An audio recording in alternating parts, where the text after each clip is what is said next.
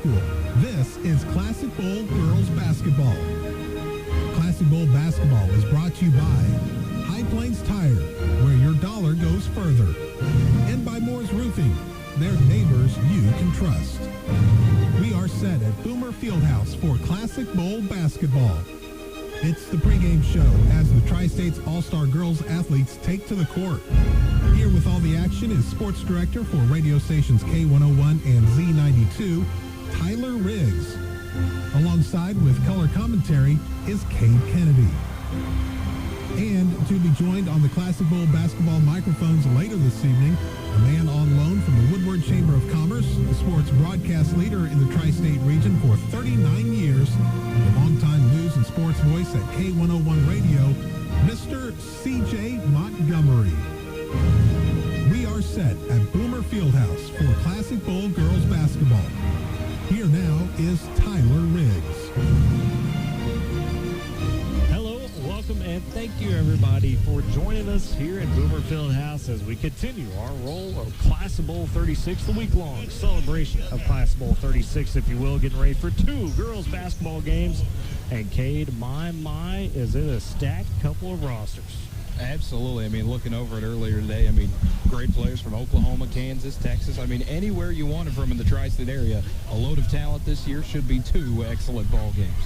And, of course, in between the games, as we did with softball, we'll hand out a Coach of the Year, a Player of the Year, as well as a scholarship winner representing the Tri-State, if you will. And we've already handed a couple of those out. For softball, the coach went to Luke Thompson of Butler yesterday. The player was Jacqueline Berry of Texoma. The scholarship went to Reagan Carey of Crescent.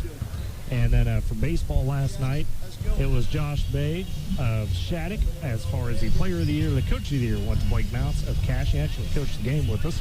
And then our scholarship winner, a very deserving Luke Puffenbarger of Leedy. And if you missed it earlier, despite all the rain, they were able to actually play some golf out at Boiling Springs today. Went 9 holes instead of the full 18. The medalist in those, it was Reed Williams of Woodward for the boys. He took home the crown there. And Evelyn Sturgill of Moreland, the winner. And funnily enough, Evelyn Sturgill, also the girls' scholarship winner for the boys. It was Bryson Parker of Turpin getting the scholarship. So congrats to all of them. And, of course, we'll add that tonight with the girls' scholarship. And then the boys check in for football tomorrow. Cade will kind of have a break on the events. We'll have some coverage of their dinner tomorrow night. And then it's boys' basketball up on Thursday right back here at Boomer Fieldhouse. And then before we know it, we're to Saturday, and the game's come and gone, and we've got another Classic Bowl in the books. I mean, it's always just such a fun time of the year to see all these kids come in and just get to learn about them a little bit more, see how they represent, not only themselves, as we'll see tonight on the court, but their communities as well. Absolutely. In this game one, we're about to have, just under 15 minutes or so. As far as the coaches, two outstanding coaches from the area with us in this one. Jeff Doherty from Merritt led his Oilerettes to a state title this year, first time since 1980 for the program. And Tyler Chapman, a guy coach that's been here multiple times with us, fantastic developer of talent out there for the Tigers, Lady Tigers, and does a great job. And that's the coaching matchup. And, of course, we'll meet the full roster here in a few minutes as we'll get that announcement. Adair doing the PA for us, as he always does, a very solid job. So with that all said, before I take a break, I apologize. I actually need to mention for our stream, we've got basketball streaming both tonight and Thursday. If you're on YouTube, you need to go to that's the sign like you would have in an email, Classic Bowl 7934. That's all lowercase, Classic Bowl 7934. It will pull up the channel. Make sure you get the ad in there, at Classic Bowl 7934. Our guys from Boomer TV, Kyler and Maddox. That's Max Bell, Kyler Meyer, doing a great job helping us stream that tonight and Thursday. Of course, Chris Godwin directing things and making sure that we have that rolling along. So with that all said now, we can take a break and come back and get you set for Classic Bowl 36 girls basketball on K101. You've probably noticed that a lot of your neighbors use Moore's Roofing for their roofing services. You know why? It's because Moore's Roofing is locally owned and operated, and they're right there when you need them. They're neighbors that you can trust. There's no gimmicks because it's a roofing company with over 45 years experience, reasonable prices, and quality workmanship. Guaranteed. Call the pros at Moore's Roofing today, 580-994-5417 for real professional answers. They're neighbors that you can trust.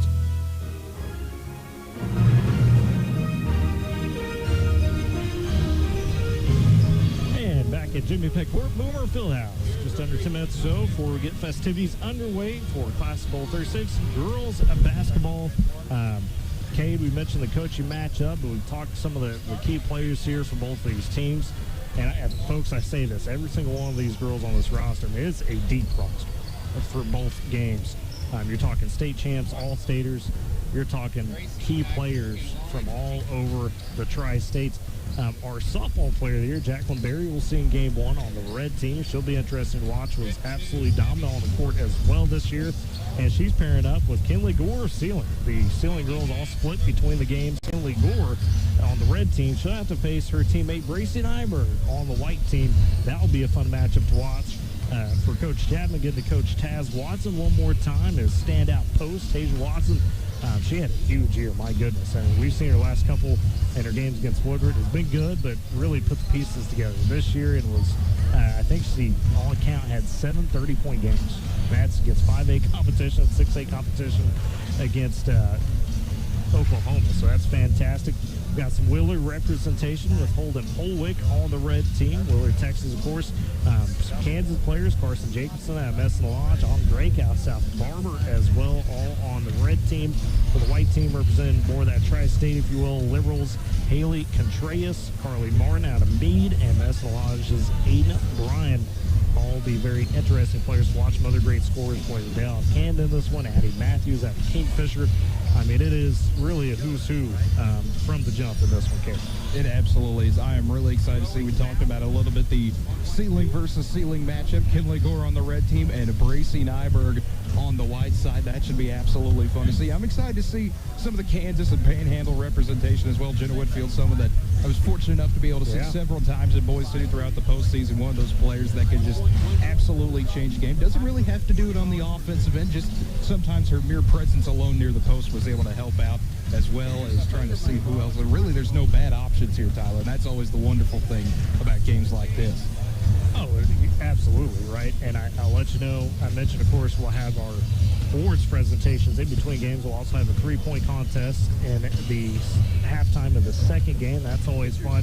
See who can be the hot shooter. You know, these girls, we talked to them a little bit earlier during lunch, and a lot of them maybe haven't got to play basketball in a minute. They've been, doing track or something like that.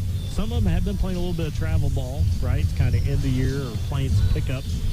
Some of them had that response. So I expect to see them, for the most part, in some sort of rhythm. I think it'll be similar to what we saw in softball and baseball yesterday, where there is going to be some standout performers. I think so, too. And you talk about rhythm. I don't think it'll take long for anybody to get into a rhythm tonight. Watching warm-ups already right now, both sides starting to find their groove a little bit already. And if so, that might make for not just an entertaining game, but maybe a higher scoring one as well. That it could. And we've had some of those. We've had some shootouts. We've had some more defensive battles over the year with Classic Bowl. Definitely a lot of fun, no matter how it turns out here tonight. And of course, do want to thank our great sponsors for Classic Bowl, for our all event sponsor, Moore's Roofing, all sports sponsor, High Plains Tire. And these are sponsors that, have really, the next one's about to list, have really given big time to Classic Bowl to make sure this thing continues to go as strong as it does. You'll see them on those T-shirts we got, those great watermelon red T-shirts, as I like to call them. CF Industries, Gore Nitrogen, Sealing State Bank, McDonald's of Woodward, Bank of Western Oklahoma, NextEra Energy, Pioneer, Farm Credit of Western Oklahoma, and Venergy, Northwestern Electric Co-op, Cud Quarter Horse Sale, and Northwestern Oklahoma State University, as well as Woodward Chamber of Commerce and Tourism. So can't do it without them. Also shout out to Papa John's today, because they delivered the pizza for the girls basketball players. Had some lunch and got to feast on that. Kelly's Sweet Surprises with some dessert on top of that. So definitely appreciate them for all of their support. We're under a few minutes away from getting to our introduction of the players, coaches, our invocation prayer, and our national anthem. So let's step aside for our final pregame break. You're listening to Classic Bowl 36 Girls Basketball on K101.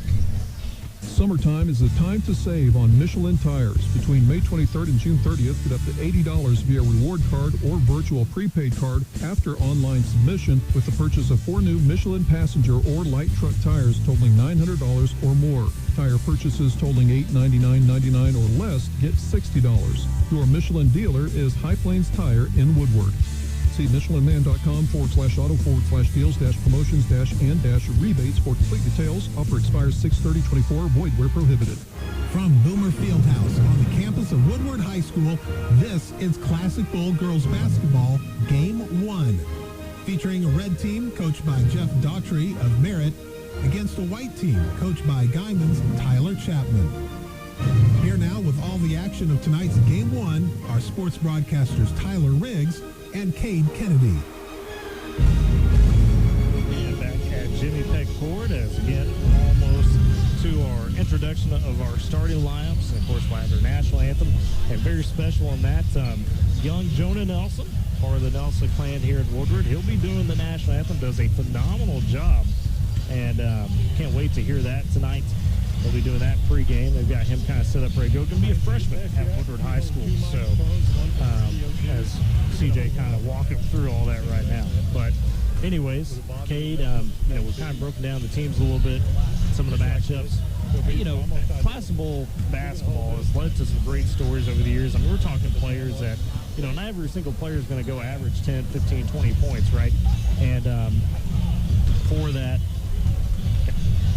anyways, we've had some guys. I mean, we go back to Josh Brown last year, right?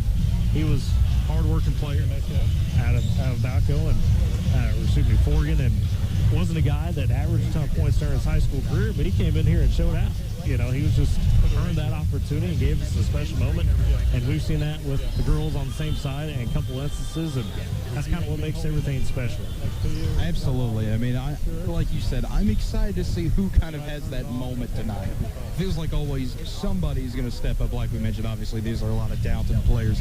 It'll be exciting to see who's the one that kind of takes the charge, so to speak, and wants to be the leader tonight, see who can get on the board as quick as possible, score early and often, Tyler. That's always the name of the game. Hey, and, they were talking some trash earlier. We mentioned some of those matchups in Game 2. We'll see if another pair of ceiling girls go at it.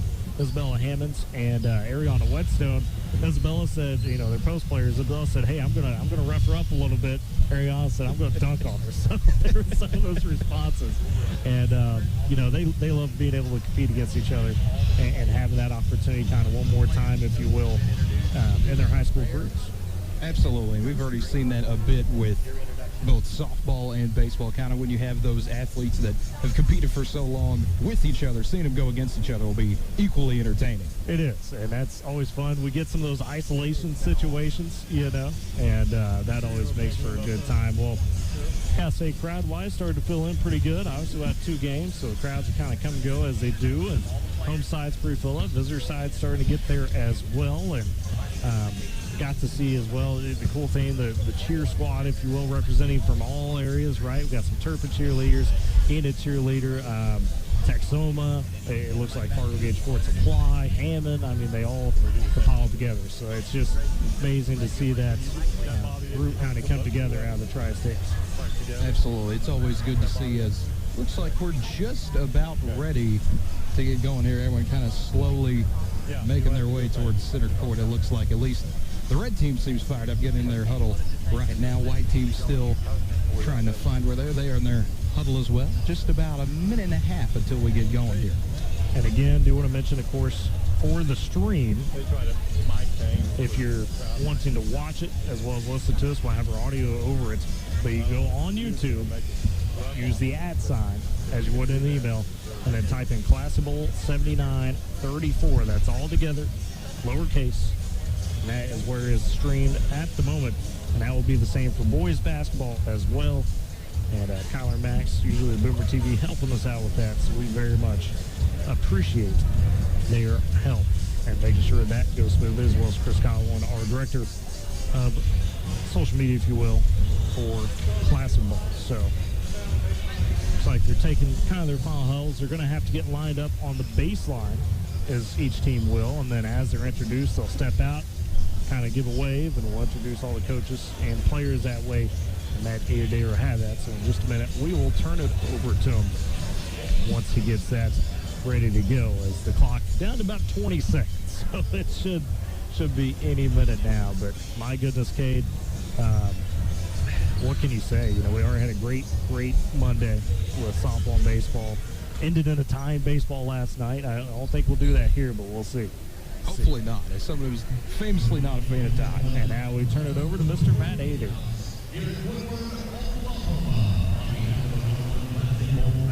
We want to thank you for your attendance of tonight's Girls All-Star Basketball Games.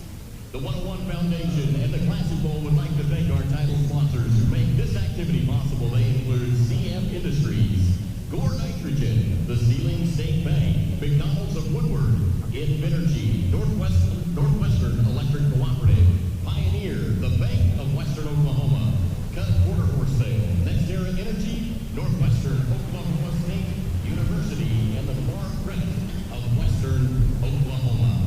At this time, ladies and gentlemen, we'd like to introduce the lineups for both of our teams in Game 1, starting with our red team. From Medicine Lodge High School, number 0, Carson Jacobson. From O'Keene High School, number 2, Aubrey Cheney. From Wheeler, Texas, number 5, Holden Holwyn. From Kingfisher High School, number 10, Peyton Walker. From South Barber High School, number 11, Autumn Drake. From Chisholm High School, number 12, Morgan Pieper. From Texoma High School, number 14, Jacqueline Berry.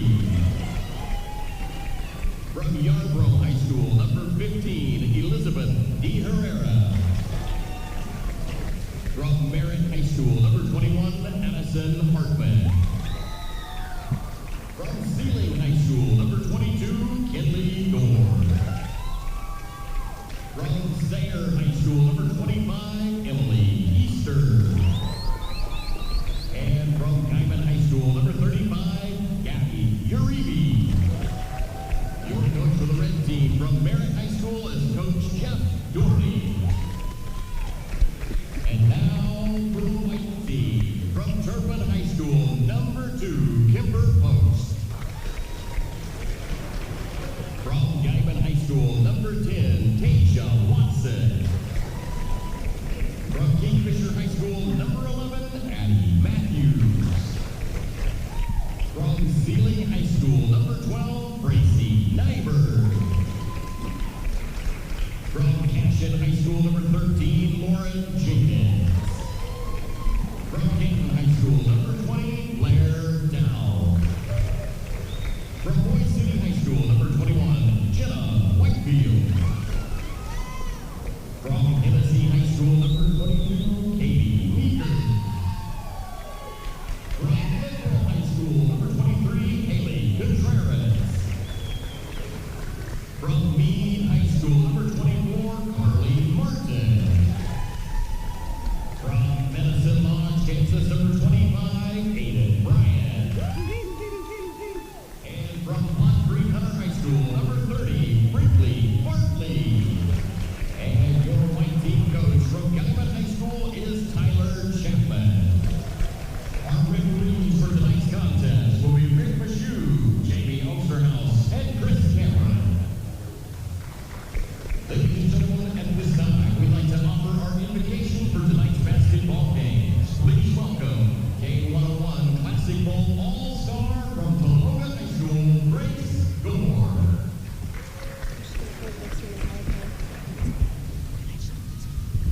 Please bow your head with me. Dear Heavenly Father, we come to you today so grateful for the opportunity to play the game we love together and give you all the glory. I pray for safety and reassurance over all the players and coaches this evening. Keep the court free of injury and give us all self-control to have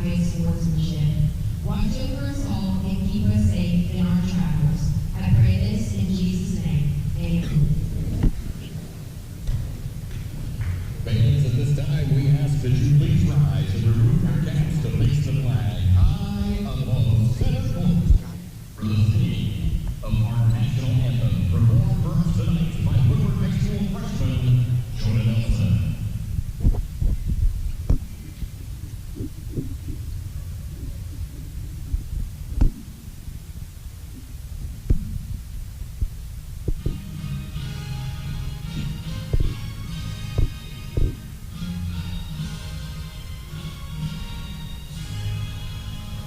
Oh, say, can you see by the dawn's early light what so proudly we hailed at the twilight's last gleaming, whose broad stripes and bright stars through the perilous fight o'er the ramparts we watched were so gallantly streaming, and the rocket's red glare, the bombs bursting in air, gave proof through the night that our flag was still there.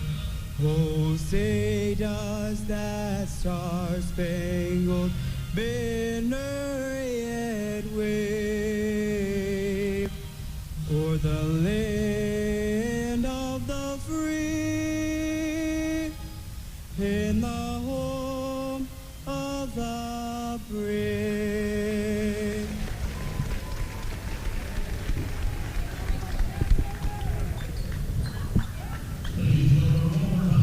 Classic Bowl All-Star Girls Basketball Player.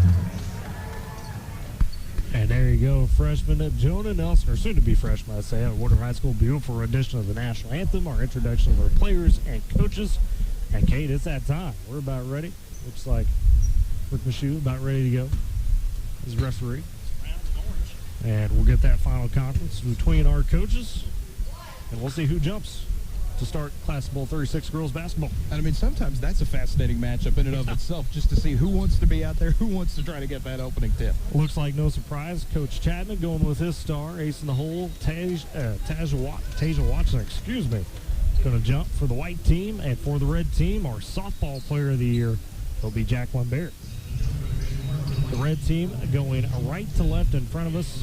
The left team going left to right in front of us from the scorer's table perspective. There's the whistle. Ball is in the air, and we are underway for Class Bowl 36 girls basketball game 1. Top of the key, Kemper Post will have the dribble from Turpin. She'll dish over to Nyberg. Nyberg trying to attack, dishes on the right wing, and that's a little miscommunication out of bounds to the red team. Lauren Jenkins cut when Nyberg was trying to get it to her on the wing. And sometimes you get that. I mean, it is still the first 20 seconds of the game. Still continue to kind of get the flow of everybody on the court. Absolutely. Peyton Walker, Kingfisher takes the inbound, has it top the key. They'll swing it to Barry in the left corner, waiting on the screen. Now a little hesitation on the dribble to the elbow. Rolls around the top. They'll swing it to Autumn Drake. Barry drives in, looking for the shot off the glass. No good there. Rebounded by Brayson Nyberg of the white team as she pushes ahead. Nyberg with the hesitation, flips it over to Jenkins' left wing, dumps it down to Watson in the post, working one-on-one with Hartman. That's a tough matchup. And Watson's shot just a bit off, but gets her on board. Out to Nyberg. Straight away, 3 goes. And we are underway with scoring in Class Bowl 36 game 1. Brayson Nyberg, who else with the triple? I mean, that is not surprising in the least, Tyler. One of the best players, whether it be, Class B all the way to 6A in the state. And now top key for the red team. Drake with the dribble, guarded tightly by Post. White team leads 3-0. 18:45 to go in this first half of play. Doing a little college-style halves here. As around the top on the dribble goes Peyton Walker. And the hands off to Barry. Eventually gets over to Kinley Gore, trying to answer her teammates' three. Can't do it as it rims out. Rebound taken by Watson underneath. They push it ahead to Nyberg on the left wing. Across the timeline, she looks to attack on Barry. Kicks it back out to Blair Dow, who's got it top the key. Now the hand back to Nyberg. Gets the high screen down the block. Double team looking for Watson underneath. That's off her hand. Tipped away by Gore. And I mean, good defense there by Gore, just sliding right to Watson, able to tip it away. And Kinley Gore, of course, a very adept defender, as is all of her sailing teammates.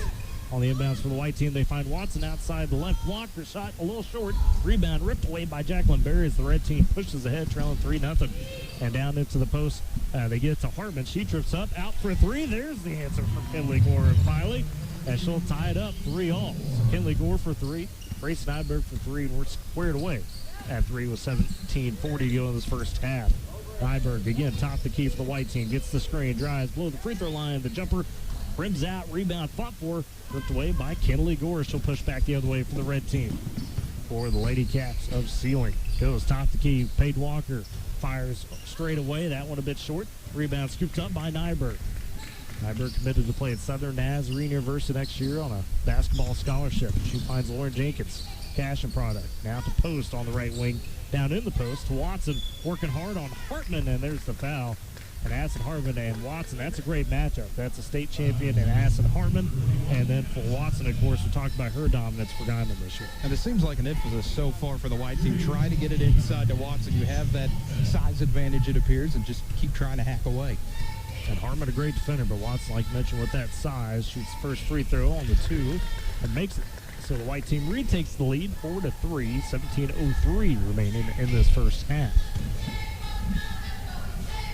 As that was the first foul of the game, called on Assen Hartman of Merritt. Watson, the second free throw, nothing but net. No jitters there at the line as she makes both. Makes it 5-3 white team.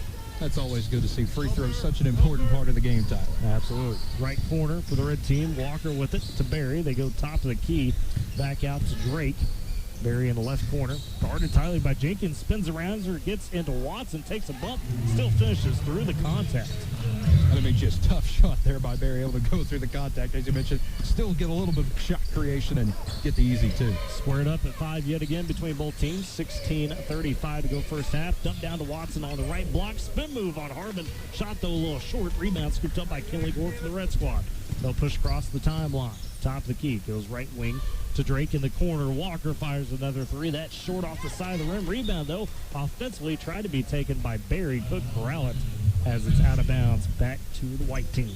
And Barry, as we saw yesterday with the speed on softball, Tyler, was providing a little bit of it as well already on the hardwood. And she's got good size here, but not maybe as much as somebody like a Taz Watson or Hartman, but has that length. As right wing, Nyberg gets open, runs that one out. Thought it was in. Rebound scooped up by Barry for the red squad. She'll push to Walker down the right side of the court on the wing. Top key back to Barry. Drives, kicks behind her to Drake, turns the corner to the left elbow, finds Barry in the corner, looking cross court to Walker, and that hits the rim, and it's loose. Nyberg picks it up for the white squad, doesn't have the numbers, still pushing up off the glass, and in for Gracie Nyberg. And I mean, that's just something she does so well, Tyler. Just getting in transition, doesn't matter one on whoever, she'll take it to the rim. 7-5 white team, 15:25 to go in the first half. Barry trying to answer with an elbow jumper, comes up short. Rebound scooped up by the white squads. They feed it to Nyberg, who calmly jogs it across the timeline. Direct in traffic like she's been playing with these girls forever. They just kind of started playing today. In the baseline white side, it's Watson gets bumped trying to drive, and it looks like Hartman with her second foul. And the red team goes with some mass subs, as does the white team, so a whole new 5. It was not a shooting foul, so now we'll get the new 5 for both squads, as the white team still has the possession. As on the inbound, it will be Brinkley Bartley of Pond Creek Hunter beneath the left block for the white squad. They lead 7-5, 15:05 to go. The inbound thrown in, trying to get it to Katie Meeker of Hennessy, and there's some traffic, and it gets knocked out of bounds. So it'll stay with the white squad. The traffic is a easy way to describe it, Tyler. I mean, 5 different bodies in there. So again, looking for it this time. Aiden Bryan of Mess Lodge on the inbound. That's stolen away, though, by the red team. As across the timeline, we'll go Morgan Pieper, top of the key, hands off to Emily Easter of Sayers. She gets in the paint, puts up the runner, and it falls.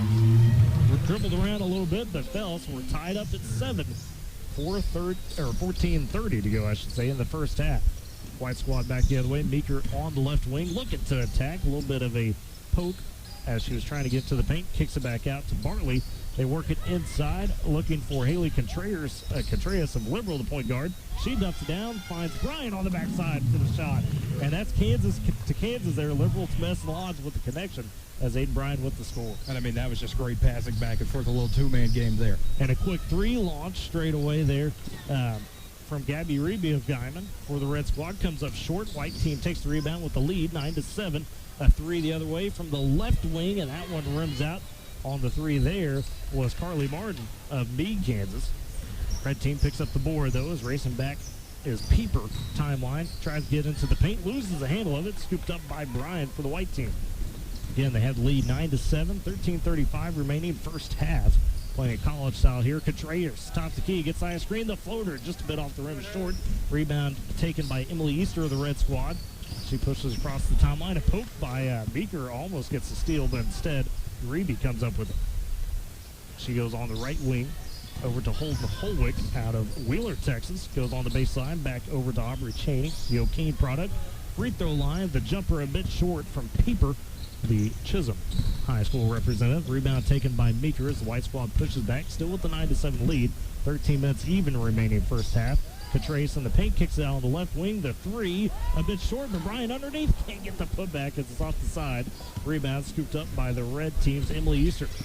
She goes across the timeline, into the paint, aggressive dribble, gets poked at, and Bryan, even though she missed the shot at one end with the defense of the steal. Absolutely. I mean, that was right place, right time, wrong result on the last possession, but Bryan easily correcting and getting a good defensive play. That's setting the screen here. And yeah, Contreras wanted the screen from Bryan, got into three a little short, and they're laughing about it. That was a bit of an air ball. Contreras said she felt good at lunch today, so trying to shake off. She was a fantastic player for Liberal this season.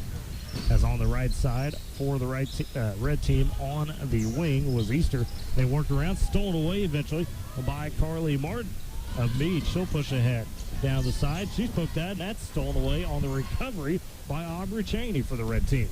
They trail 9-7, 12:05 remaining first half as Reby pulls up another three in transition. That one just rims out. Aiden Bryan with the easy board for the white squad as she'll calmly hand it off to Brinkley Bartley upon recovery. Bartley on the left wing, top the key to Contreras, dumps it down to Bryan, flashes open on the cut, and gets the layup off the glass. I mean, Bryan just making it look easy out there right now, Tyler. So 11-7, white team up over the red team. 11:40 remain in the first quarter. Red team possession. Easter top of the key on the crossover. She's been trapped up near the free throw line. Double team. They say a foul on the white squad as combining on her was Bartley, and it looked like Meeker. And they do get Meeker for the foul. It's Katie Meeker, her first Tennessee representative here tonight. As Easter on the inbound for the red team, behind the basket, throws it top key to Holwick. She dumps over to Reby on the right wing. She's guarded by Contreras as she goes left wing to Holwick. Thinks about it and then flips it up top again to Morgan Pieper. On the right side over to Easter from Sayre. As they play a little catch on the wings, Easter now going to launch the three in rhythm and nailed it. Emily Easter with the big three for the red team. Makes it 11-10. They trail by one to the white squad. 10:50 remaining first half. As Contreras works it, they get it down to Bryan, looking for the shot up off the glass. Just rims out from the right block. Rebound batted around, picks up by the red team. As Holden Holwick with it. She dumps it down to Cheney and a big swat underneath. Looked like, was that Meeker, Cade? I think it was Carly Martin who came Carly Martin, yeah, she did. She did, absolutely. So Martin with the recovery for the white team. Red keeps the possession, trailing 11-10. 10:20 to go, first half. Inbound goes to the right corner for Pieper. Looking inside, they get to Holwick. She's in traffic, kicks it out. Left wing, Cheney for three. It just runs out. Rebound, though, from the backside. And that was Easter, who couldn't get the putback, and eventually scooped up by Meeker as the white team pushes back. On the left wing, in rhythm, the three on the way, a bit strong from Brinkley Bartley. Backside rebound collected by Cheney as the red team trailing 11-10, and we get a timeout here at the 10-minute break, which is on schedule, and we'll keep it here. Do want to thank real quick our great tall event sponsor with us for Class Bowl, Moore's Roofing. You can call the pros at Moore's Roofing, 580-994-5417 for real professional answers. They're neighbors you can trust, and they are right there when you need them. Thank you to Moore's Roofing and all event sponsor, Class Bowl 36. Back to action quickly. Red team with possession. Acid Hartman back in the game as well. We had massive substitutions. Ball gets knocked out of bounds. They try to work it into the paint. Seeing for the first time tonight as well, Elizabeth Theorere of Yarborough in the game for the red squad. Kinley Gore, though, inbounded beneath the left block. There was it in the corner to Hartman, trying to go cross-court right side to Barry. And now a little catch back over to Gore. Left corner, the three after a bounce. Bit strong rebound, though. Scooped up by Barry. The offensive board for the red team. The shot and the foul. It goes for Jacqueline Barry. That's just beautiful effort there by Barry, able to slither her way through several different defenders, get the putback, and one. The relentless scorer is Jacqueline Barry. So the red team takes the lead, 12-11. The foul tag to Kemper Post of the white squad. And Barry's free throw good. Make it 13-11. Red team with the lead, 9-10 to go in the first half. As Bracy Nyberg with the hard dribble. Goes across the timeline, feeds it back to Nyberg as she handed off momentarily. They go on the wing, work around the post on the right side. She gets a screen and out flips it to Dow, who had set the screen down to Watson. Tough dribble into Hartman yet again. The shot a bit short and then gets the on board but can't get the putback. Hartman was boxing her out. Rebound scooped up by Reds, Kinley Gore. She dumps it over. First time tonight for Carson Jacobson. That shot a bit strong. Jacobson out of Medicine Lodge. And a fight for the board between Jenkins and Barry. And a jump ball. Barry just once again, Tyler, able to go in there and fight for the ball. And the red team gets the possession on the jump ball. On the inbound, taking it on the left wing is Hartman.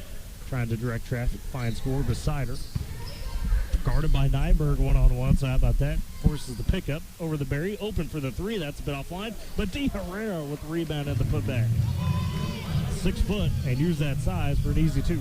We're seeing a lot of hustle and effort from the red team so far, Tyler. 15-11, 8 minutes to go, first half. Red team leads. White with possession. Dow inside to Watson. They kick it out left side to Nyberg. Guarded by Barry. That's happened in the postseason before.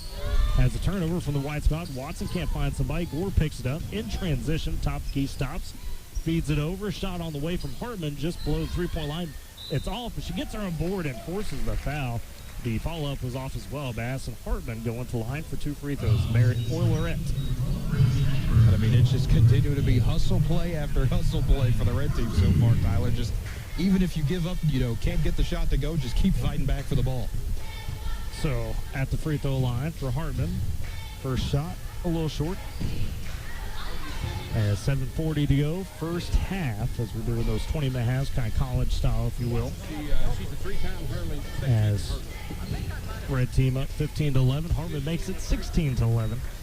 Makes one of the 2 free throws. The foul, by the way, was on Nyberg. We didn't catch that. So 7:35 remaining. Red team up 16-11. White with it, though. Nyberg drives, kicks over to Kemper. Post right corner for the 3. It goes down. As Post with the big one. White team was in a drought. 16-14. Red on top with possession. Left wing, the shot up from Jacobson. And that one a bit off. Rebound taken underneath by Watson for the white squad. Feeds it to Post in transition down to Nyberg underneath. Lets a couple blow by. The shot a bit short. Gets her on board and draws the foul. Hartman picks up another one. Nyberg was just not going to be denied. She was either going to get that one to go in or draw a foul, Tyler. Yeah, poor Addison Hartman trying to work hard here and get some fouls for it. As at the line for Nyberg, usually a strong free throw shooter, but I want to touch strong. Remains 16-14. White team trails to the red with 7:08 remaining first half. Free throw on the way for Nyberg again, off as well, so she missed both. Barry with the board for the red team as they push right to left in front of us. She's guarded tightly by Dow, gets a high screen, does Barry, goes over to Gore in left corner, dumps it inside to Hartman, looks for space, the fade away, rouse around, just out De Herrera, fighting for the board between her and Watson. They got Fowler out of bounds. Looks like out of bounds, red team keeps the possession. That's along the baseline. 6:40 remaining first half, 16-14 red up and with possession. Barry left block, gets the pass. Her shot initially blocked by Nyberg. Barry gets back, goes top of the key, looking for Jacobson on the drive and in. So Jacobson, the Medicine Lodge product with the score on the deuce. 18-14 red leads. White with it. 6:20 to go first half. 3 on the way from Post yet again. Left wing, that one a bit strong. Rebound taken by Watson on the offensive board. They dump it down to Nyberg in traffic. They work it back out. Jenkins wants the 3, takes it, and nails it. Carson Jenkins. Or excuse me, I keep saying Carson. Lauren Jenkins. That's what I mean. Up cashing. That's where I was getting the rough. And that was just great ball movement, Tyler. Swinging it around the perimeter, going inside, eventually finding the open shooter. So Lauren Jenkins with the 3. Makes it 18-17. Reds still with a 1-point advantage. They have possession. 5:50 remaining first half. Top key, Kinley Gore, guarded by Nyberg, forces the pickup. Dumps it down to Hartman. She's working hard in the paint. The little tough leaner, and it just rounds out. As the rebound, though, taken offensively by Gore. De Herrera got a hand on it as well. Dumps down to Barry, left side. Her shot too strong on the floater, and rebound picked up by Post for the white team. Over to Nyberg, dumps on the baseline, looking for Jenkins, and a tough collision between Laura Jenkins and De Herrera, who goes hard to the ground. Elizabeth De Herrera out of Yarborough. That'll be a foul on her, and it's 2 free throws for Lauren Jenkins. Lauren was hyped up during the lunch. She was bringing the energy, if you will. She got the big 3 just moments ago. Now a trip to the free throw line. Opportunity to make her tied with Nyberg for the leading scorer on the white team. She can get both of these. And she gets the first. We're all tied up in the game. 18-all, 5:27 to go first half here in game 1 of Classic Bowl 36 girls basketball. As Jenkins, couple dribbles, dip shoots the second, and makes both. So it's 19-18. White on top. They retake the lead. As the red squad with it, right to left. As Gore across the timeline, guarded by Nyberg. Switches off of her as they hand it off to Jacobson. Trying to get down. De Herrera stolen away by Watson. White pushing the other way with Jenkins. Into left corner post with it. Top the key to Dow. On the right side, Nyberg launches the 3 and a bit strong. Rebound. Oh, a collision as Jenkins races in and takes a bump. She'll come sub out. We'll have those mass substitutions for both teams. 5:04. We'll see that kind of about the 5-minute mark of each half. So 19-18. White leads. They do have the possession. 5:04 remaining first half. Game 1 here in Classic Ball 36 girls basketball. The inbound looking for Meeker underneath. Fighting away from some traffic. Still tied up, and they got to jump ball. As Meeker was just getting trapped up there. I mean, Meeker nearly a bulldozer there, even though 1-on-2 still really having the power there. Barley looking to inbound for the white squad. Finds Contreras. Back out to Bartley in the right corner. Guarded tightly by Peyton Walker. They dump it inside. Looking for Bryan. A nice spin move and a score from Aiden Bryan out of Mesa Lodge. So 21-18. White team leads. 4:40 remain in first half, I should say. As the dump for the red team back over to Drake. They work it around. 3 on the way from Uribe left wing. That a bit strong. She's taking a couple. And the rebound, though, offensively scooped up by Morgan Pieper and the putback. Good. So Pieper, the Chisholm product, with the score on the putback. 21-20. White with the 1-point advantage. 3 on the way for the white squad. And good from Carly Martin, out of Meade.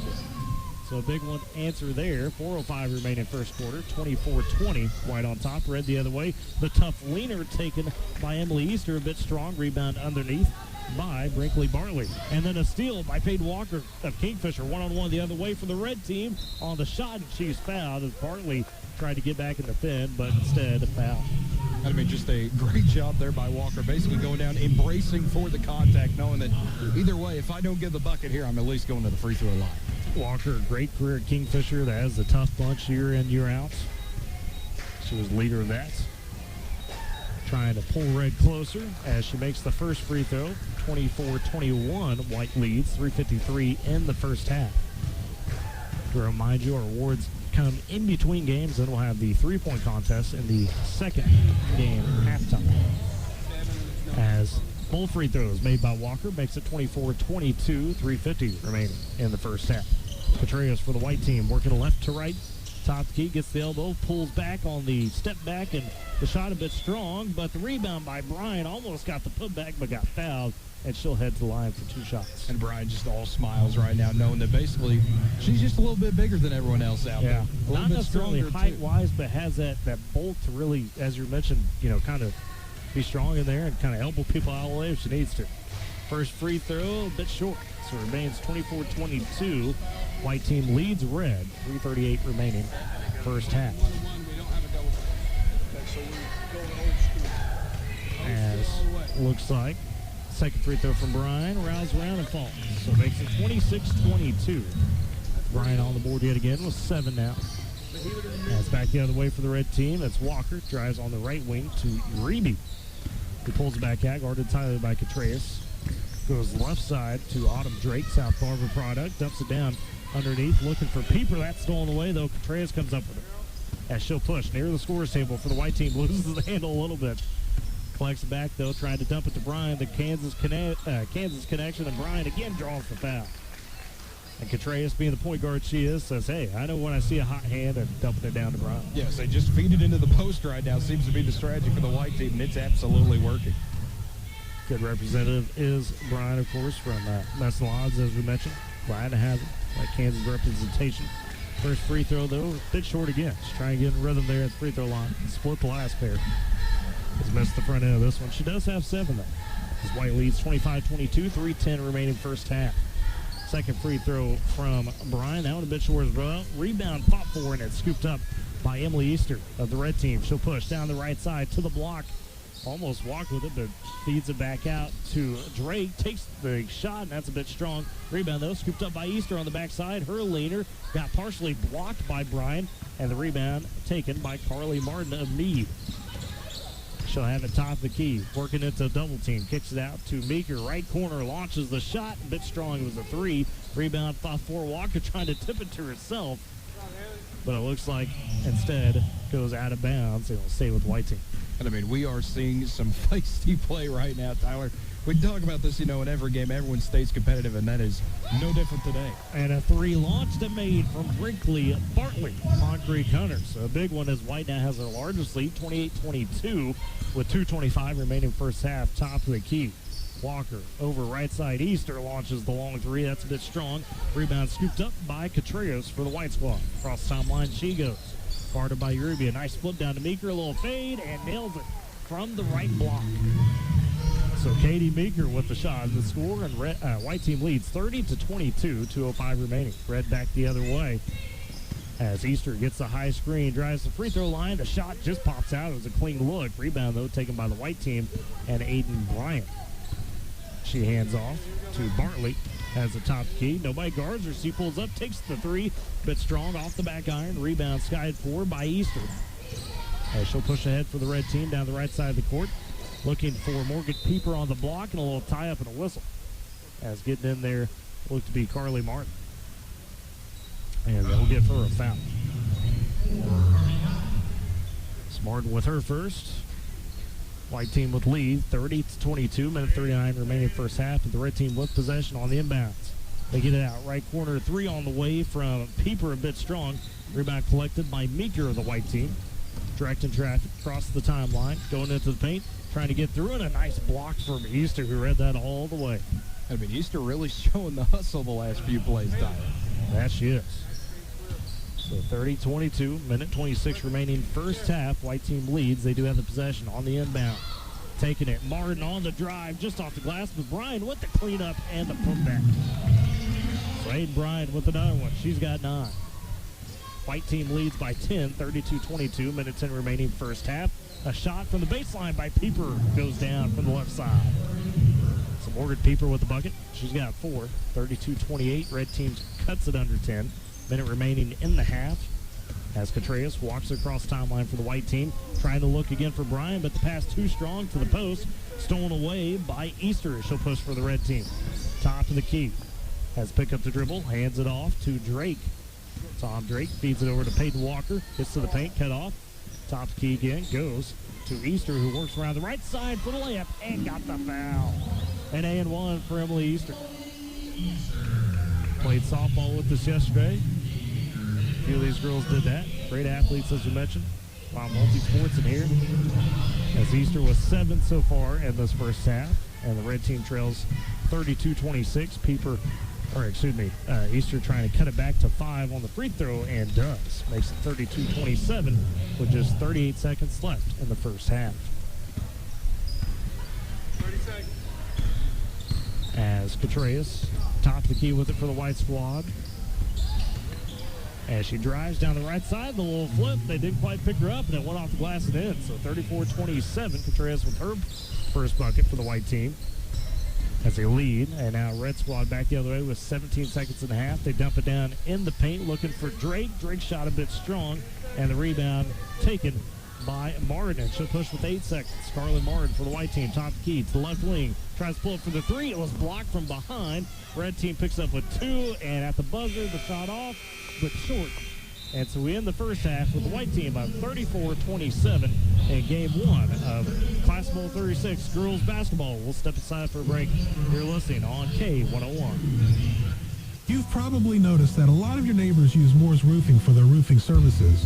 You know why? It's because Moore's Roofing is locally owned and operated, and they're right there when you need them. They're neighbors that you can trust. There's no gimmicks because it's a roofing company with over 45 years experience, reasonable prices, and quality workmanship. Guaranteed. Call the pros at Moore's Roofing today, 580-994-5417 for real professional answers. They're neighbors that you can trust.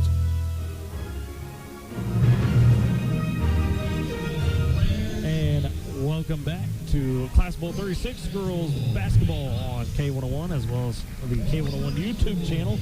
And let's turn over to Matt A. They're introducing tonight's cheer squad.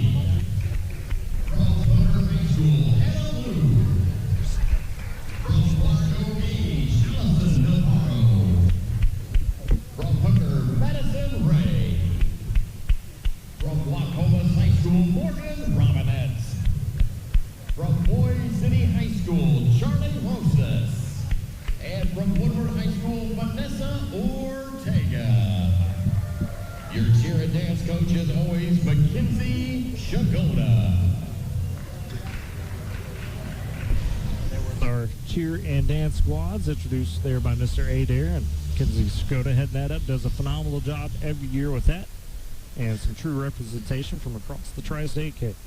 Absolutely. It's always good to see. I mean, even before the game, you can see all the cheerleaders kind of panned out, you know, getting to celebrating the starting lineups as well, and everybody being introduced. It's always good to see the representation there as well.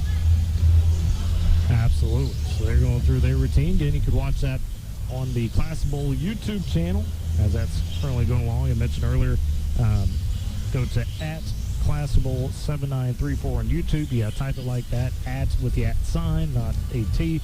That's all lowercase and together. So putting together that great routine are these girls. So Cade, while that's going around, let's catch up real quick on some stats, see where we're at as far as point totals as the white team leads 34-27 over the red squad at halftime of game one here in Class Bowl 36. Well, starting with the white team, it's Kemper Post with 3 points, Taz Watson with 2, Bracy Nyberg has 5, as well as Lauren Jenkins with the 5.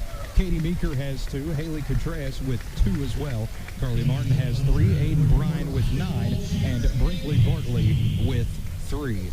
For the red side, it's Carson Jacobson with 2, Peyton Walker 2 as well. Morgan Pieper putting up 4. Jacqueline Berry with 5. Elizabeth De Herrera chipping in with 2. Addison Hartman has 1. Kinley Gore has 3. And Emily Easter with 8. Tyler, it appears to be 25 is the lucky number of the night. Brian, number 25. Easter, number 25. They're the leading scorers so far. Yeah, doing an excellent job more than both of them. And Cade, really, that first half of me is a lot of hustle. You know, the one thing, yeah, the shot may be a little rusty. You know, the free throw, the jumper may be a little rusty, the dribbling.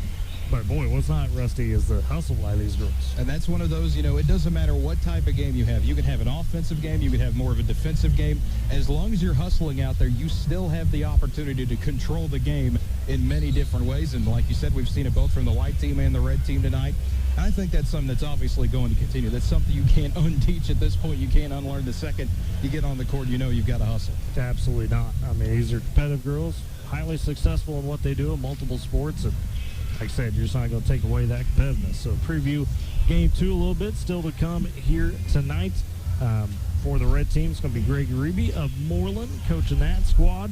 That'll be an interesting one as he'll go against Kylie Vestal of Drummond coaching the white squad. So a couple of other great coaches there. Of course, Coach Uribe from Moreland, man, they made that heck of a run all the way to Aries for the first time in about a decade for that Lady Bearcat squad. And he's got a couple of players, of course, he'll see tonight. Autumn Van Zee, of course, he'll get to coach her. And, you know, some of these Woodward girls, the Jocelyn Treeses, Riley Moore, he's coached them back in the day when he was at Woodward. So he's returned to be the boys' assistant. But For him, we talked to him that earlier. That was special, right? To be able to see kind of multiple instances of his players, right? Being able to come out here and coach them, as it is for all these coaches. Just getting to coach your player one more time, as well as, some of these girls that you competed against for your Reby.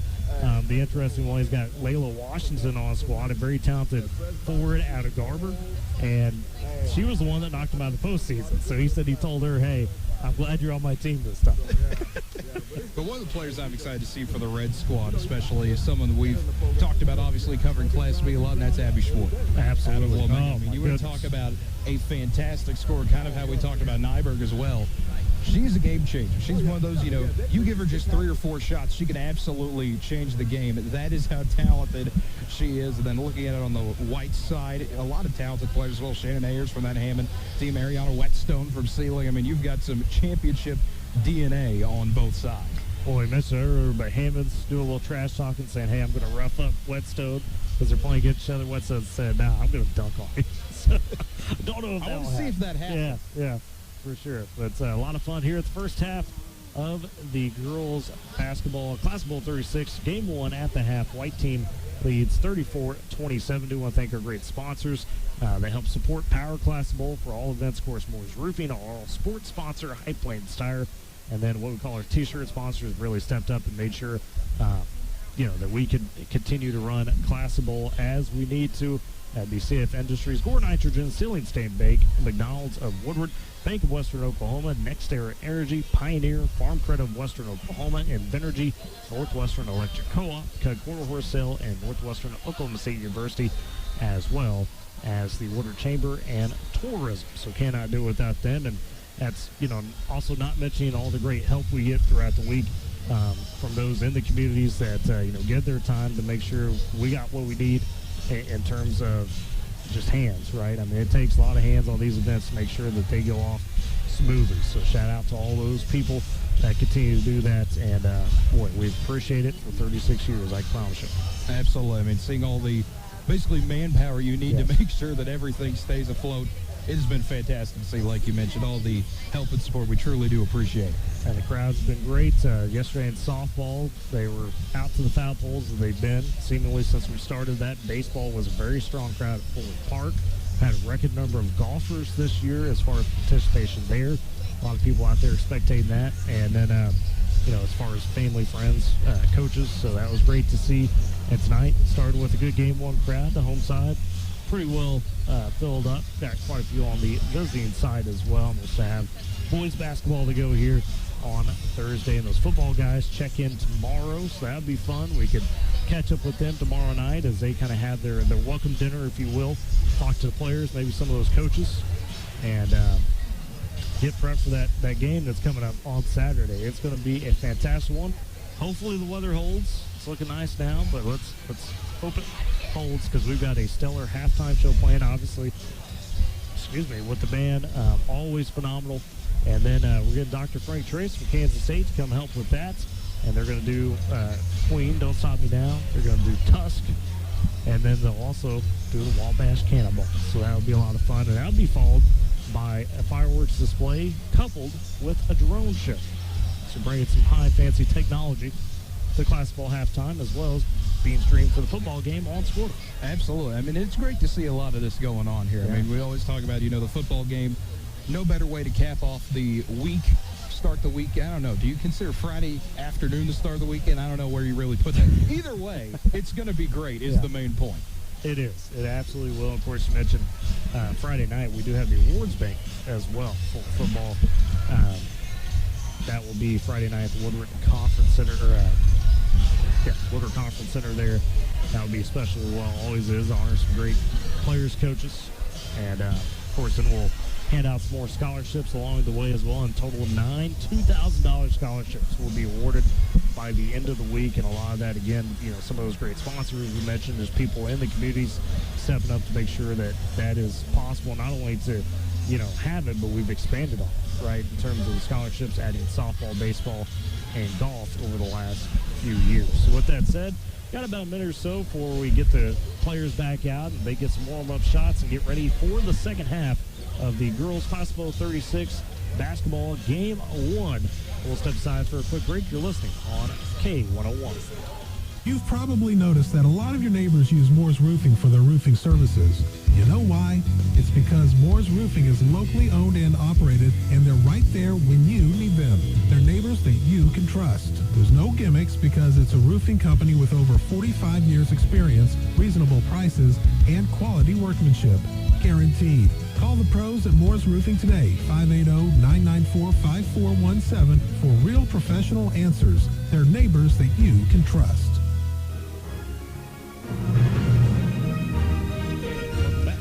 To Jimmy Peck Court, Boomer Fieldhouse, Game 1, Class Bowl 36 girls basketball. As we're about out of the half, both teams return to their benches, about warmed up, ready to roll. The white team leads 34-27 after the first 20-minute half. We'll get it going for the second here as the white team takes the possession. They're going right to left in front of us for this half. Red team going left to right, and that's in front of the scorer's table. As it looks like for the white team on the inbound will be, if I could get the correct number. Oh, I was looking at my game, too. That one worked. Brinkley Bartley.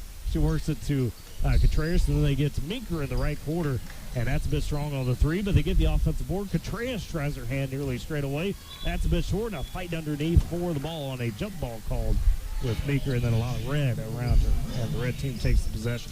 Well, Tyler, we talked about a little bit during halftime. That hustle is not going to go away, and already making its presence known 30 seconds into the second half. So South Barber's Autumn Drake takes up court for the red team. She'll find Morgan Pieper of Chisholm. They go right wing back to Drake, and she's guarded tightly by Contreras. As Tom Key works it to Jacobson of Mess Lodge, they dump it down to D. Herrera in the paint, guarded tightly by Bryan. The shot a bit short, and Bryan with good defense and the board for the white team as they take it back, leading 34-27. Just underway in the second half, 19:05 remaining. On the right wing, Martin with it for the white squad. Cross court left corner to Meeker. Her shot a bit off, and it rolls out of bounds instantly for the red team to take it back. As inbounding for the red team is Carson Jacobson, and she gets it to Autumn Drake as she works it over to Pieper. Pieper down on the baseline to D. Herrera, who kicks it back out. Top of the key to Holwick. She gets the high screen, turns to the corner, does Jacobson, and her runner just a bit strong, and D. Herrera with the second chance fouled on the way up, and she'll go to the line for 2 shots. And I mean, that's just good positioning there by D. Herrera, knowing where the ball's going to go. You're 6 foot tall. Go up there and grab it. Yeah, uses that size well. So Elizabeth D. Herrera of Yarborough at the free throw line, trying to cut this deficit. Red team trails 34-27, 18:30 remaining in the ball game. First free throw, a bit off the mark. She'll try again. Herrera collects herself, dips and shoots. That one a bit strong as well. Off the backboard, rebound taken by Martin of the white team as they'll push ahead. Martin all the way to the paint, the leaner, and it just dribbles out off the right side. Almost got the and one as she got fouled on the way up. I mean, that one wanted to go in so bad, Tyler, just hanging on as long as it could. But the iron unkind. Unkind. The unfavorable bounce. So Carly Martin representing Meade tonight. First free throw at the line goes down. She's got 4 points, makes it 35-27. White team up. 18:22 left in the first game. Second free throw rounds around and falls. So she got the unkind bounce and then got the favorable bounce there. Makes both. Makes it 36-27. White team up over the red team. As the red team with possession at the free throw line, it's Holwick looking for somebody. Finds Jacobson in the right corner. She dishes it back to Drake. Drake getting poked out by Contreras. Goes to the floor for it. Passes out to Martin, who races ahead in transition for the easy layup from the right side. How about Haley Contreras? What a play. And I mean, a great play there by Contreras, and then Martin able to finish it off. That she did. So 38-27. White team leads over the red. 17:45 remains of the game. Red team with it. They work it around to Jacobson on the left wing. She eventually takes that shot. A little short. Rebound finds its way to Brinkley Bartley for the white squad. She'll dribble ahead, crosses the timeline, picks it up. Tough D there. Flips it back to Martin. She has picked her dribble up, finds Contreras. Left wing launches the three, and it falls. What a rainbow from Contreras. I mean, the high archer there just nearly to the top of the ceiling, Tyler.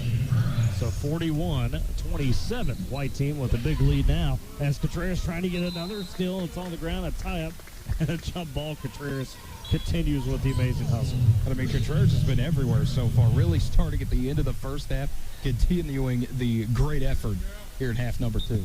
So 17 minutes even remaining in the ball game as the white team leads 41-27 over the red team. Game 1, Contreras pulls up straight away for the 3. It's a bit strong, but Bryan on the offensive board. The shot on the second chance, a little short, and D. Herrera pokes it away and secures it for the red team to Pieper.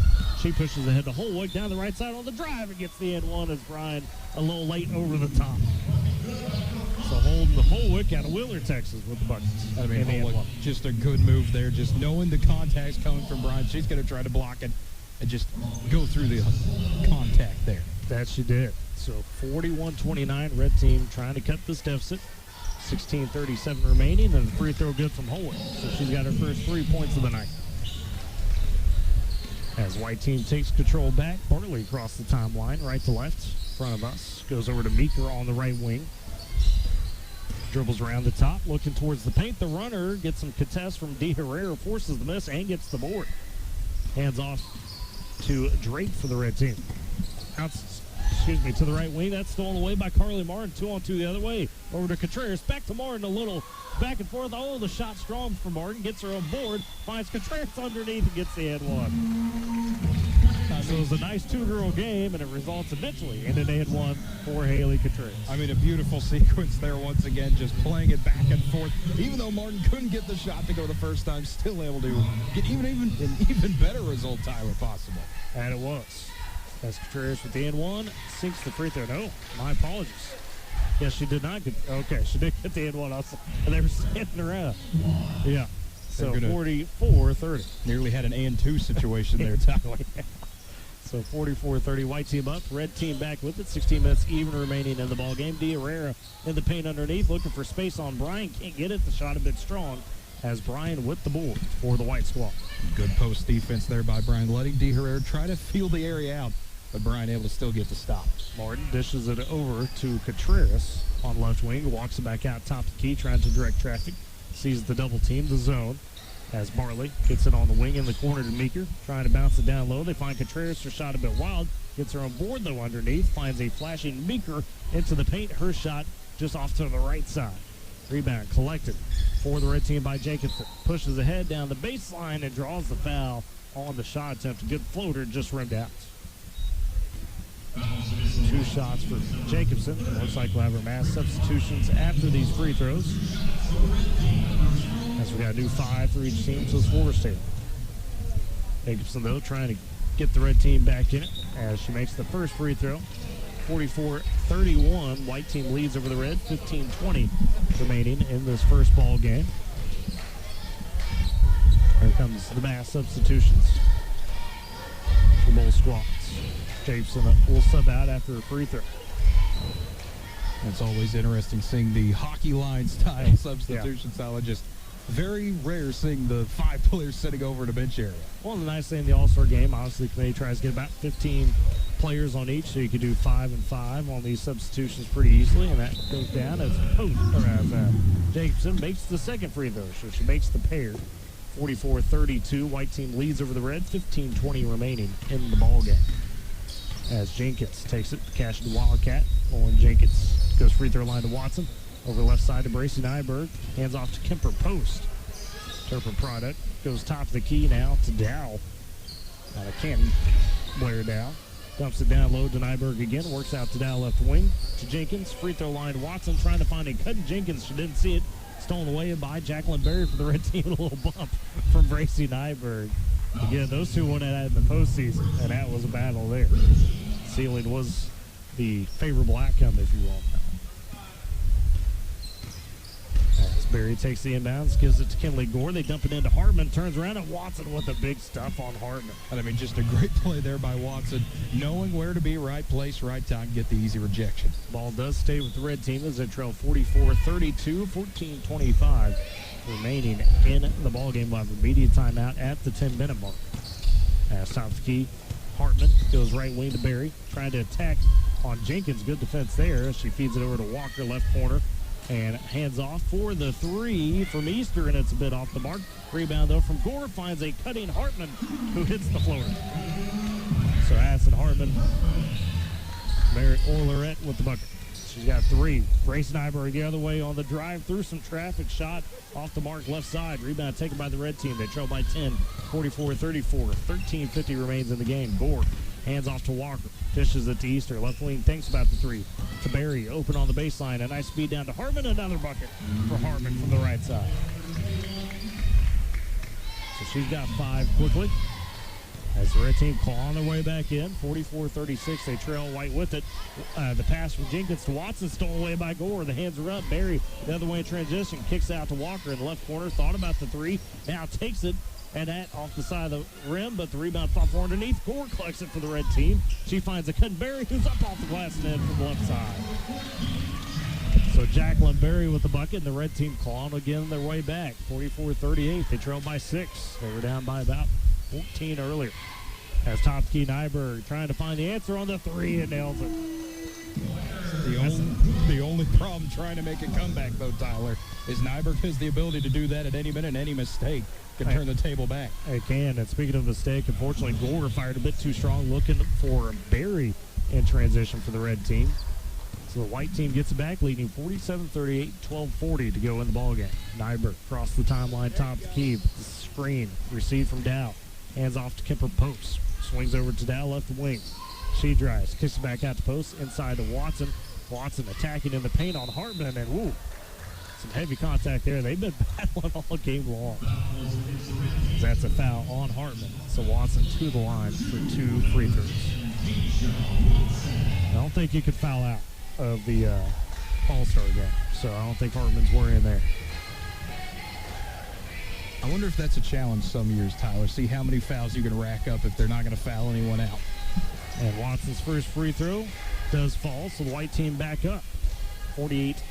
They got that 10-point advantage yet again. 12:26 remaining in the game. Well, again, we'll have a media timeout at 10 minutes. A couple minutes away from that as Watson makes the second free throw. 49-38. The red team back the other way, trailing. Walker, top of the key, picks up the dribble. Finds Barry, who hands it back off to Walker. Gets around some traffic. They work in the corner, looking for Gore. She dribbles around the top. Free throw line, kicks out right side. Finds Easter. Easter hands off to Hartman. Gets that high screen to the free throw line. Spins in. Tough leaner over Watson. Not good as Watson collects it underneath. She'll hand off to Nyberg. 11:55 to go in the ball game. Nyberg, top key, over to post right wing. Just calmly hands it back to Nyberg as she resets. Now wants the screen from Watson, uses it, kicks in the left corner to Dow.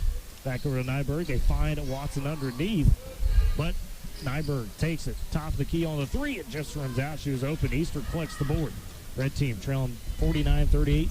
11:30 to go in the ball game. They need a bucket. Baseline, Barry. She gets the opportunity for the shot. That rails around and falls. Took a bit of an odd bounce, but it worked out. It's Jacqueline Barry with the bucket. Red team trailing 49-40. White team the other way. Nyberg open in transition for the three. It's off the left side. Rebound fought for. Hartman had it initially. Now it's a scramble. We'll see who got it. Easter maybe the last to touch it. No, we'll say the white team Watson the last to touch it.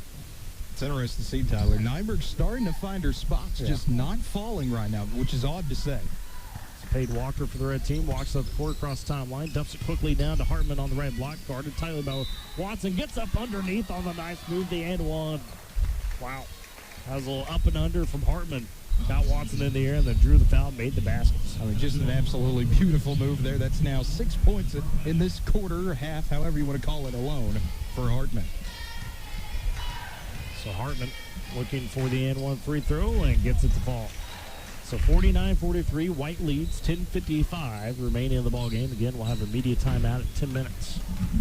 As Nyberg, top of the key, trying to direct traffic. Maybe a double screen, uses one from Watson, and then finds her on the cut. She's in traffic, though, double teamed hard, and gets fouled.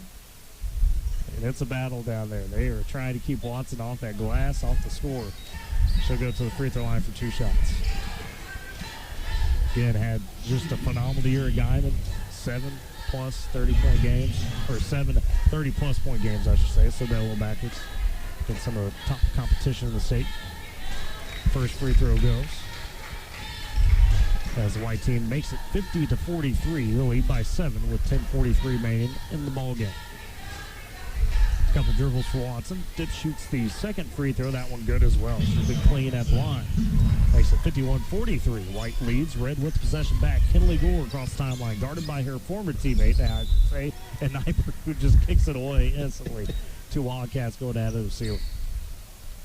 So red team keeps the possession on the kick ball. Gore inbounds. Right side. Hartman steps out, takes the three, and nails it. Addison Hartman heating up. As she's in double digits with 11. 51-46. Red has clawed their way back to a 5-point deficit. As the white team with it. Jenkins on the cut. The feed from post. And Jenkins can't get it swiped away as Gore takes it for the red team. I mean, Gore just came from out of nowhere behind her to snatch it away. 10-10 to go in the game. On the drive from Easter. Back out. Top of the key. The drive from Hartman. The shot a bit wild. And it goes out of bounds. And we'll have a media timeout. We'll step aside with them real quick. You're listening to Classic Bowl 36, girls basketball, game 1 on K101. Summertime is the time to save on Michelin tires. Between May 23rd and June 30th, get up to $80 via reward card or virtual prepaid card after online submission with the purchase of 4 new Michelin passenger or light truck tires totaling $900 or more. Tire purchases totaling $899.99 or less get $60. Your Michelin dealer is High Plains Tire in Woodward. See MichelinMan.com/auto/deals-promotions-and-rebates for complete details. Offer expires 6/30/24. Void where prohibited.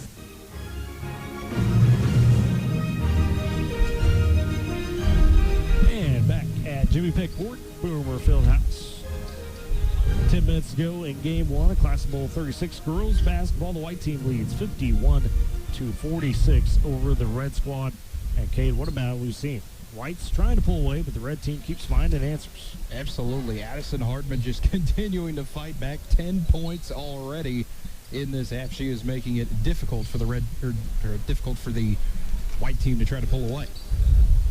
That they are. So we'll see how red answers this. Still got plenty of time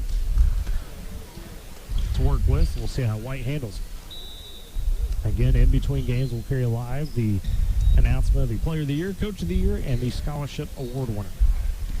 As the white team has out of the timeout, Contreras top the key across the timeline. Hands off to Martin. Goes back to Contreras, dumps it down low to Bryan, who's been down in the paint. She's quickly double teamed. Good defense from De Herrera as well as Cheney. And now whistle a time jump ball. Possession arrow goes to the red team. So they learned quickly to double team Aiden Bryan. She's been a force at Medicine Lodge tonight. She had that 9 in the first half. Has not had anything in the first 10 minutes of the second half. As red the other way, left side, Gabby Rebig, Guyman product, dribbles to the free throw line, goes top the key to Cheney, guarded by Contreras. Finds Becky Rebig, straight away, Pieper, straight away, 3, takes it and nails it. Morgan Pieper out of Chisholm with the big 3. Red team within 2.5, 51-49. The white team with the possession, though. 9:05 remaining in the game. Left wing 3, the answer no, too strong. Delivered there from Brinkley. Bartley is the rebound collected by Aubrey Cheney for the red squad. Pushes back ahead to Jacobson on the right corner. Right block, Pieper, a nice spin move and gets it to go. Back-to-back buckets for Pieper, and the red team is tied at 51 all. 8:45 remaining in game 1. As Contreras for the white team. Down the right side. Has the runner. It's off the mark. Too strong. And Bryan with the rebound. The putback attempt, and she's fouled. So Aiden Bryan to the free throw line for 2 shots.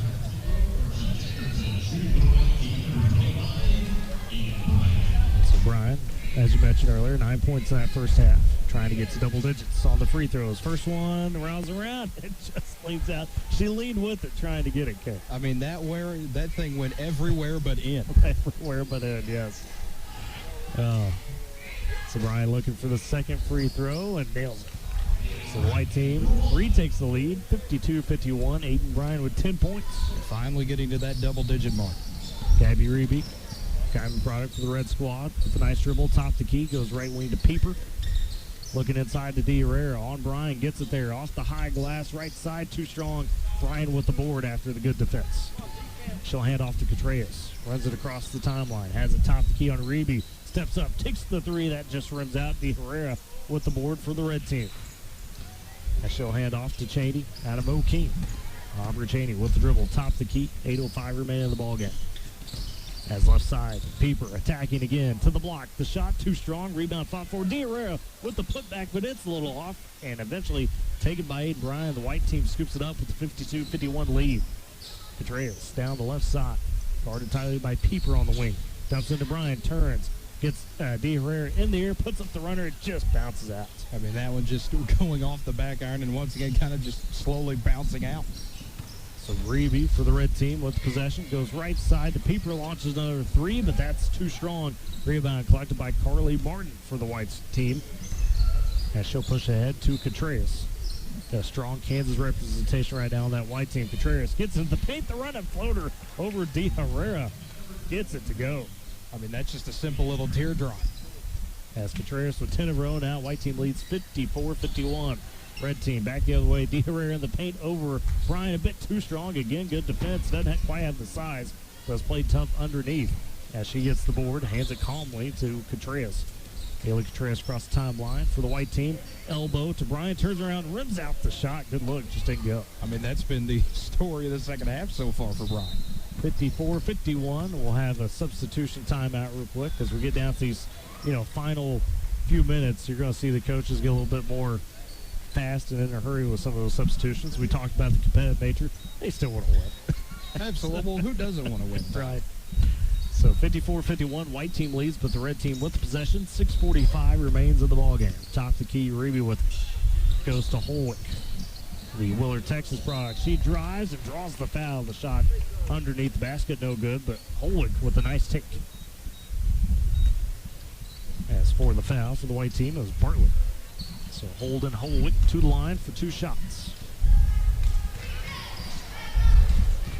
Get red team a little closer if she can. First free throw, though, high off the back iron. So it remains 54-51. White team with the three-point advantage. 6:40 remains in the ball game. Second free throw for Holwick. That falls. So she splits the pair. It's a two-point game. White team leads 54-52. They've got the possession as Contreras with the jog across the timeline. Picked up by Uribe. Looking in the paint to Bryan. Gets it there after a bit of a strong lead pass, and Bryan through traffic gets the shot to fall, and a bit of an awkward fall for her as she's laughing about it. But she got the bucket. So 56-52, white team extends their advantage.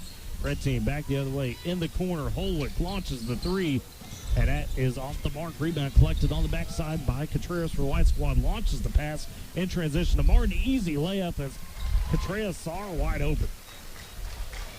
So Carly Martin beat Kansas product with the bucket as the white team extending their lead again, 58-52 for the red team. Top key, Cheney goes Holwick, elbow jumper from the left side, falls. So hold to Holwick with the bucket, 58-54. White team, though, still with the lead. 5:40 remains in the game. White team with possession. Goes left wing to Barley. Round the top, into the paint, down the right block. Ooh, takes a bump and a foul. Didn't get a shot up, so the white team will keep the possession. Yeah, Barley was starting to stumble a bit anyways, and then getting shoved to the ground doesn't help either. Kind of fish her off, if you will, in the fall. So on the inbound, it is Barley beneath the right block for the white team. Looks for somebody, counts on, still can't find anybody, finds Contreras in the left corner. Dumps it down to Bryan, guarded tightly by Emily Easter, and that gets swatted out of bounds off Easter's hands. Got a quick referee's timeout as more substitutions come in. Line swaps, about 5:21 remaining. The white team leads 58-54. They do have the possession. As we get the new five, it's Kipper post down for the white team beneath the left block. Looking inbound, trying to find underneath. Looks like Lauren Jenkins, they can't get it to her. It's through her legs. Turnover, red team with it. Hartman down the right side. In the corner to Gore. In the paint to Barry. Kicks out left wing. The three on the way. That's a bit short from Morgan Pieper as the white team collects the board. 5 minutes even remains. 58-54, white team with the lead. Nyberg has it for the squad. Top the key, guarded tightly by Barry. To post. They go to Watson. Near left wing. Out to Dowell. She gets poked out by Gore, and Gore can't quite secure the steal. Kinley Gore, as we know, Cade, we saw it all through the playoffs in her career. Active hands on defense. We've seen it today as well. I mean, she has been just about everywhere. That she has. So Lauren Jenkins takes the inbounds for the white squad. Goes over to the right wing. Feeds Nyberg, guarded tightly by Barry. Little handoff to Watson. Back to Nyberg. Has to go through some traffic. The leaner from the left block. A little strong. And now on the ground. Bodies are. And the red team comes up with the board. Hartman scoops it out to Barry. Down to left side. 4:25 remains. White team leads 58-54 over the red team. In the corner. Gore for the big three, and that's a bit strong. Rebound, though, fought for as Post got it ripped away from her by Pieper, who then draws the foul on the shot. So it'll be Morgan Pieper to the free throw line for 2 shots. Looking to get Red back within a bucket. And I mean, that was just a great play there by Pieper, just trying to fight for the ball by any means necessary, even if it means having to try to fight it over Post. First free throw rattles out. So remains 58-54. 4:16 remains in game 1. Class Bowl 36 girls basketball. Glad you could join us.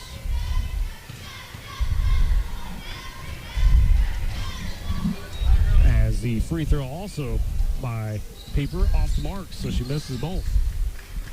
58-54. White team leads. Red trying to get a stop and almost a steal by Hartman on Watson, and then a foul, though, as Jenkins able to get the loose ball for the white team, got bumped. And I mean, it is turning into a chaotic sequence here, Tyler. Just the red team trying to fight for their lives. Many active hands they need. As the white team will keep the possession. Oh, and we're doing one-on-ones. Okay, didn't know if we had the bonus or not, so we're going to do one-on-ones, I guess. We are. We're going to do it. I think I heard earlier we're going to do things the old school way. Yeah. Well, and they've had the new foul rules, obviously, in high school baseball. I said baseball, gosh. High school basketball, excuse me. As they went to, 5,000 a quarter, but the old school way is just 7, right, in the half. So 1-1 by Jenkins. First one falls. So makes it 59-54. The white team extends their lead to 5 with 4 minutes even remaining here in game 1. Class Bowl 36 girls basketball. Again, we'll have our award winners announcement coming up in between games. Second free throw from Jenkins. That falls as well. So she makes the lead 60-54 for the white team as Red takes it back looking for a bucket. Top the key. Goes right side to Barry. Drive. Nice kick over to Hartman, and the leaner a bit long, but she gets her own board and gets the foul on the putback. Didn't get the shot to go down, but Hartman able to go to the free throw line for 2 shots. Hartman, phenomenal player, was described by her teammates as kind of the heartbeat of the team down the stretch. They took down Dale in a monumental kind of upset for many, they believed. As Hartman gets the first free throw to go. Makes it 60-55. Red trails by 5. 3:48 remains in game 1. Second free throw from Hartman. That's good as well. She's heated up in the second half, now with 13 points. As the red team trails by 4, White back with it, though. As Nyberg, top the key, guarded tightly by Barry. High screen set by Watson. Barry goes around in the paint, has to kick it out to Dow. Finds Nyberg again left wing, inside to Watson. Guarded tightly by Hartman. Back out to Nyberg on the wing, picked up by Barry. Goes cross court, right side to Jenkins. She drives, finds Dow. Left block, up to Nyberg, right wing, launches the 3 in rhythm, and it falls. Tracy Nyberg, don't leave her open. She's got 11 now. Yeah, one of those, eventually she will find her the ability to score. She will get points on the board. Walker dishes it to Barry for the red team the other way, to Gore. Hand off back to Barry, top to the key. On the quick passing. Squaring up with Jenkins. Spin move at the free throw line, over in the corner to Pieper left side. Gets to the baseline, tough shot over 2, and it rolls in. High off the back iron. Morgan Pieper with a tough basket. 63-58. Red trails by 5. White the other way. 2:45 remains in the game. Dow to the paint. The runner, and it falls. Blair Dow out of Canton with the basket. 65-58. White team leads. Nice 7-point cushion with 2:30 remaining. And that was the first bucket of the day for Dow. And it was, as Hartman to the red team. Flips it over to Barry, right side. Looking for space.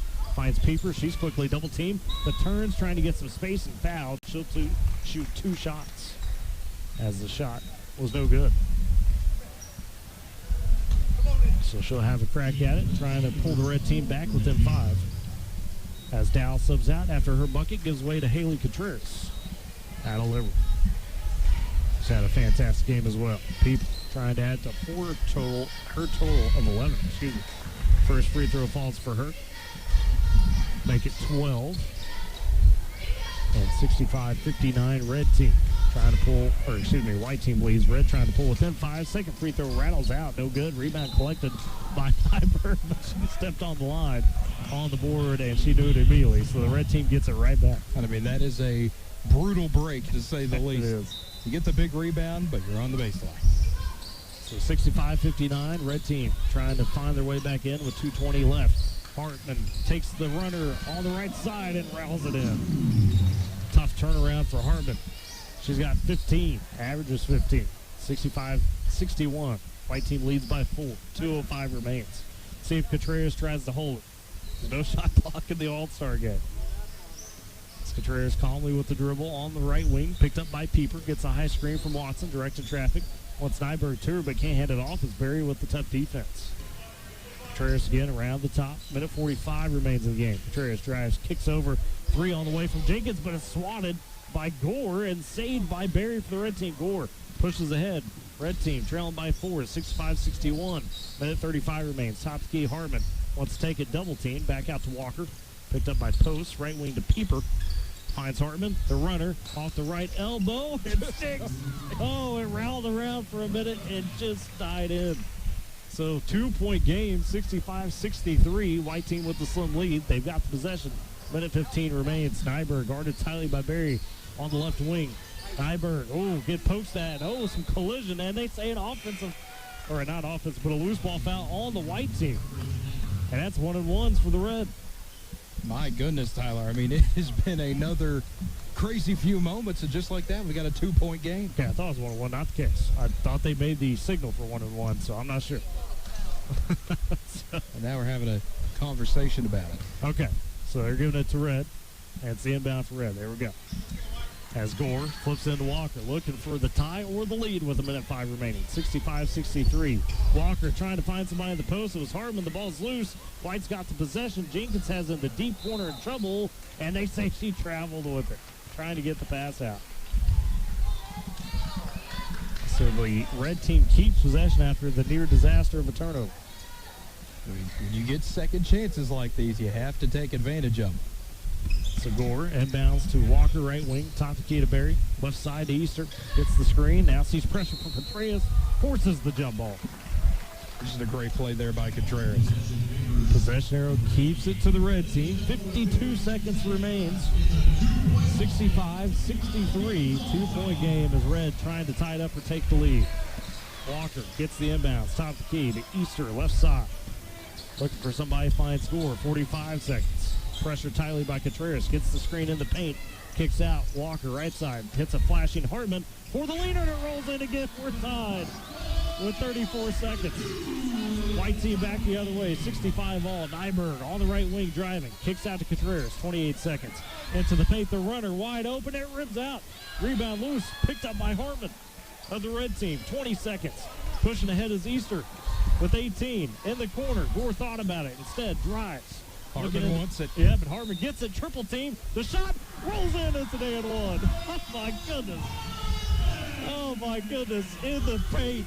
Addison Hartman dominating down the stretch. 21. She got to her spot, Tyler. She wants that right elbow jumper. She was clapping for it the entire time. She got it, and my goodness, the red team with the lead. What a way to kick off Class Bowl basketball this week. Red team with a comeback. The lead 68-67, just 10 seconds. Hartman for the and one free throw. She nailed it. She's got 22. 1 point in the first half for Hartman. White team on the inbound. Jenkins with 9. Cross the timeline to Contreras. Open left wing 3. It's off the side of the rim. Rebound fought for. Who's it out of bounds off of? They say it's white ball. We're going to have 3 No, I take that back. They say it's red ball. Only 3 seconds left. I say, no, okay, it's white ball. Okay. It was white, then it was red, now it's back to white. 3 seconds. So Post looking for the inbound. White trailing by 3. Throws out top of the key. Jenkins has taken blocked by Berry. Nyberg, he's one up. It goes, but that was only a 2. And the red team wins in a thriller, 68-67 over the white team. Wow, what a comeback. And how about that first game? What a contest. We'll step aside for a break, come back with our scholarship winner, our Coach of the Year, and Player of the Year award as well. You're listening to Classic Bowl 36 on K101. Now for a limited time, the new $1.99 crispy tender wraps are here at Sonic.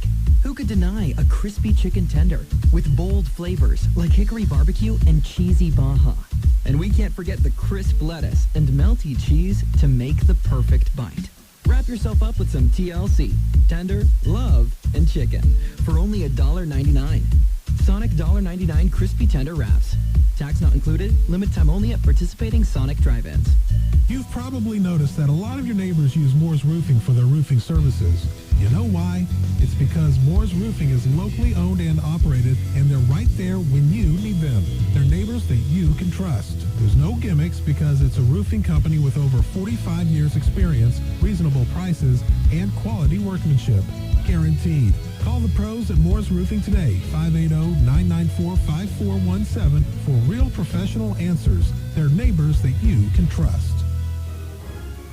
Back at Jimmy Peck Court, K101 Classic Bowl 36 girls basketball, and what a thrilling game one. The red team pulls it out of the Flames. They trail by as much as 14. They win 68-67 with heroic effort from Acid Hartman, who else? Merritt Oilerettes down the stretch, kind of reliving what you did in the postseason, Kay. Goodness. Absolutely. 21 points in the second half for Hartman. She only had that one in the first half. It looked like, you talked about it being the heartbeat of the team. She was the spark plug in the second half. Once she really started getting going, especially in the clutch, there was no stopping her. No, not at all. What a performance from her. A lot of great basketball in that one. Let's, before we get to those awards, we should have those awards coming up here any second now.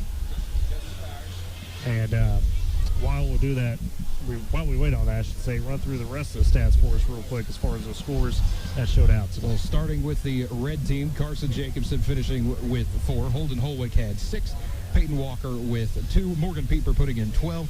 Jacqueline Berry finishing with 9. Elizabeth Day Herrera had 2. Addison Hartman 22. Kinley Gore with 3. Emily Easter with 8.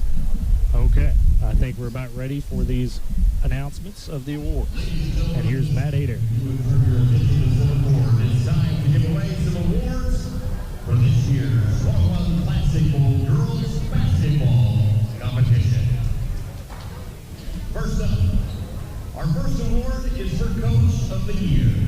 This Classic Bowl Coach of the Year will tell you that he's a kind, caring, and amazingly passionate person when it comes to the sport of basketball.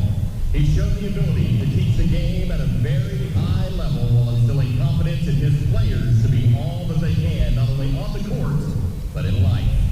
That mindset led to a postseason push that had a storybook ending. They ultimately hoisted the gold ball after dethroning the top team in their class, bringing home the first championship for their program since 1980. Ladies and gentlemen, your girls basketball Coach of the Year from Merritt High School is Coach Jeff Gordy. And here to present Coach Gordy with his Coach of the Year presentation is 101 Foundation Board Member Justin Bowers. Let's hear it for your Coach of the Year, Merritt Jeff Gordy.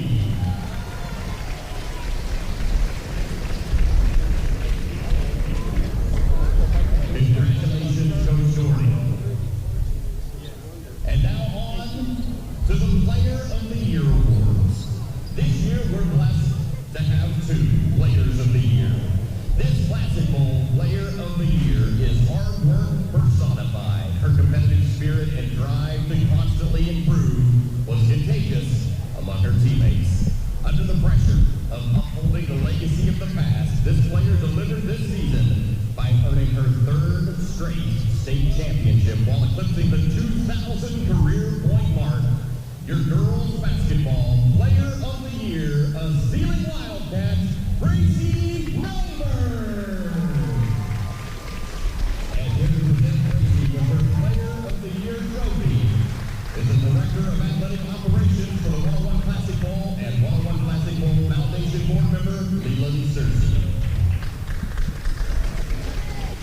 Like I said, we have 2 Players of the Year. This Classic Bowl Player of the Year is a relentless competitor and a fearless leader. She embodies what it means to be the ultimate teammate, always encouraging and pushing her team forward no matter the situation. Described as the heartbeat of her team, this player led her squad all the way to a state championship where they defeated the top-ranked team in their class. Your girls basketball player of the year, a Merit Oilerette, Addison Hartman. And here to present Addison with her player of the year trophy is 101 Foundation board member Chris Eubank.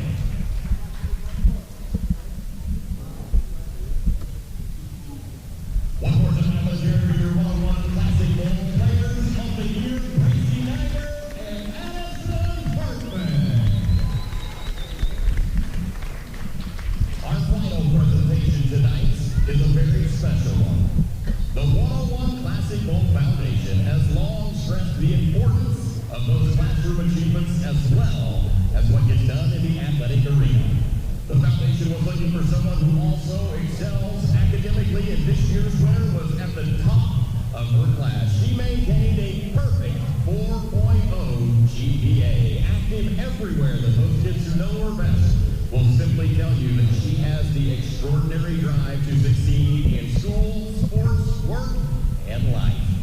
She'll continue her education this fall at Kansas State University. Ladies and gentlemen, our 2024 Classic Bowl 36 girls basketball Connie Mitchell Scholarship winner and a dandy young lady from Medicine Lodge, Aiden Bryan. In the presentation with the Connie Mitchell Scholarship, 101 Foundation board member C.J. Montgomery. What a great moment there. Absolutely. Let's hear it loud and proud one more time for the Connie Mitchell girls basketball scholarship winner, Aiden Bryan.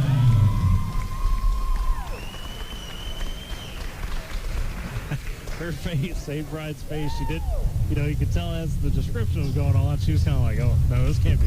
It's not. It was. So congrats to Aiden Bryan at Best Lodge, our scholarship award winner. Our players of the year had the co-players, Grace Nyberg of Ceiling, of course, Aston Hartman of Merit. And we're going to talk to Aston after a crazy Game 1 performance. And, of course, the coach of the year, Jeff Doherty. And let's step aside real quick for the break, and we'll have Aston Hartman afterwards. You're listening to Class Bowl 36 on K101.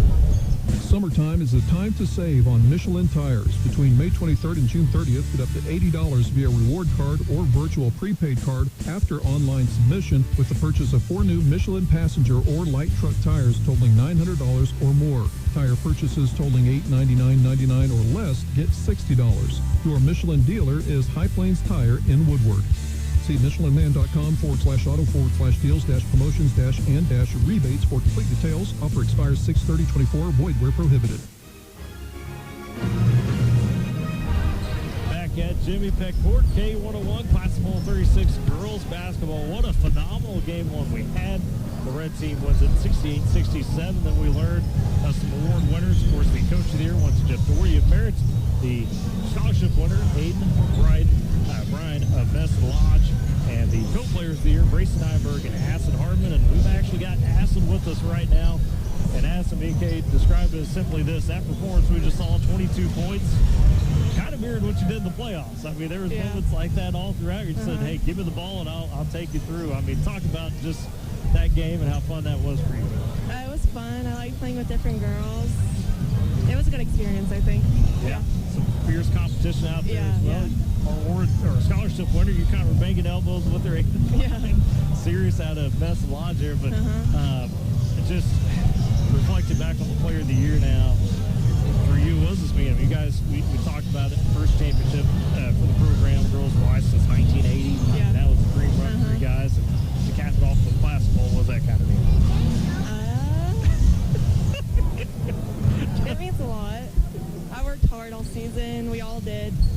It was great to be here. I was happy to get this award. Well, and you got a couple teammates now about to play. Yes. I'll stay and watch them. Yes. Yeah. Talk about them. Talk about your teammates and just what they mean to you. I love my teammates. They're very supportive.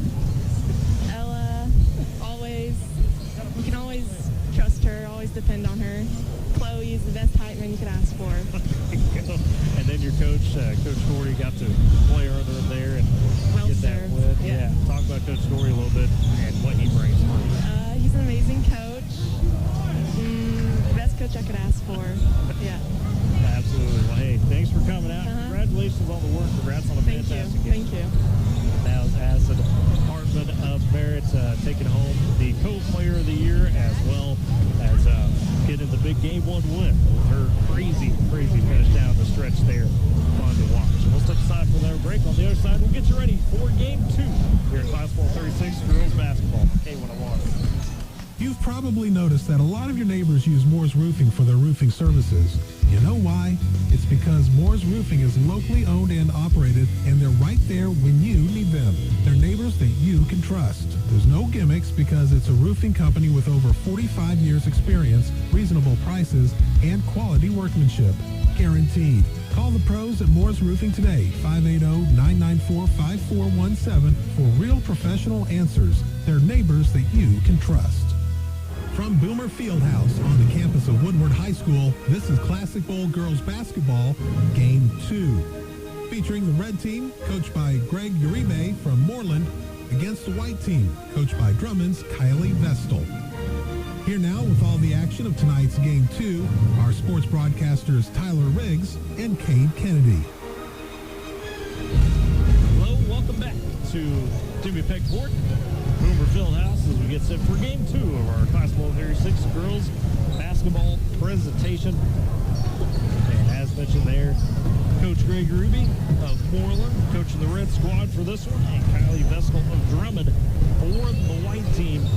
And Cade, we're kind of talking about the halftime of the... Absolutely. I wouldn't be surprised if we have a back and forth game down the stretch.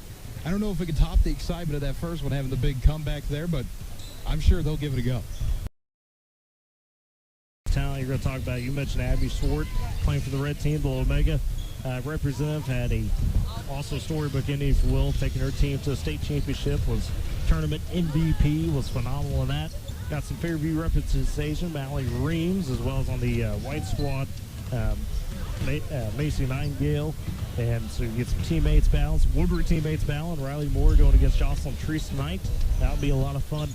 And then Autumn Van Ziegen playing under Coach Ruby one more time as well, the senior from Moreland.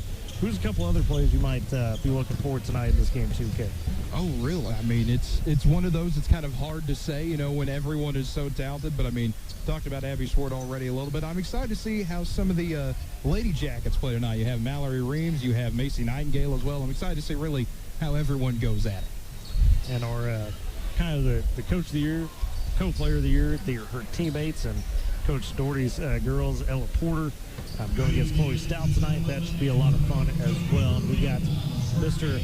Matt Adair ready for the announcement of both teams, the introduction.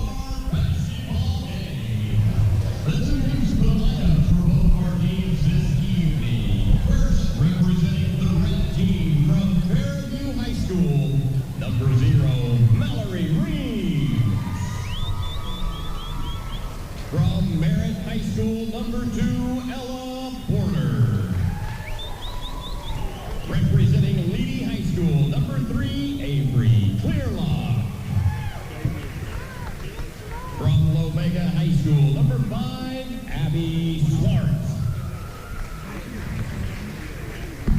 From Canute High School, number 10, Emily Cantwell. From Valco High School, number 15, Emily Trentham. From Morgan High School, number 20, Pacey McIntyre. From Moreland High School, number 21, Autumn Van Zee. From Woodward High School, number 22, Riley Moore.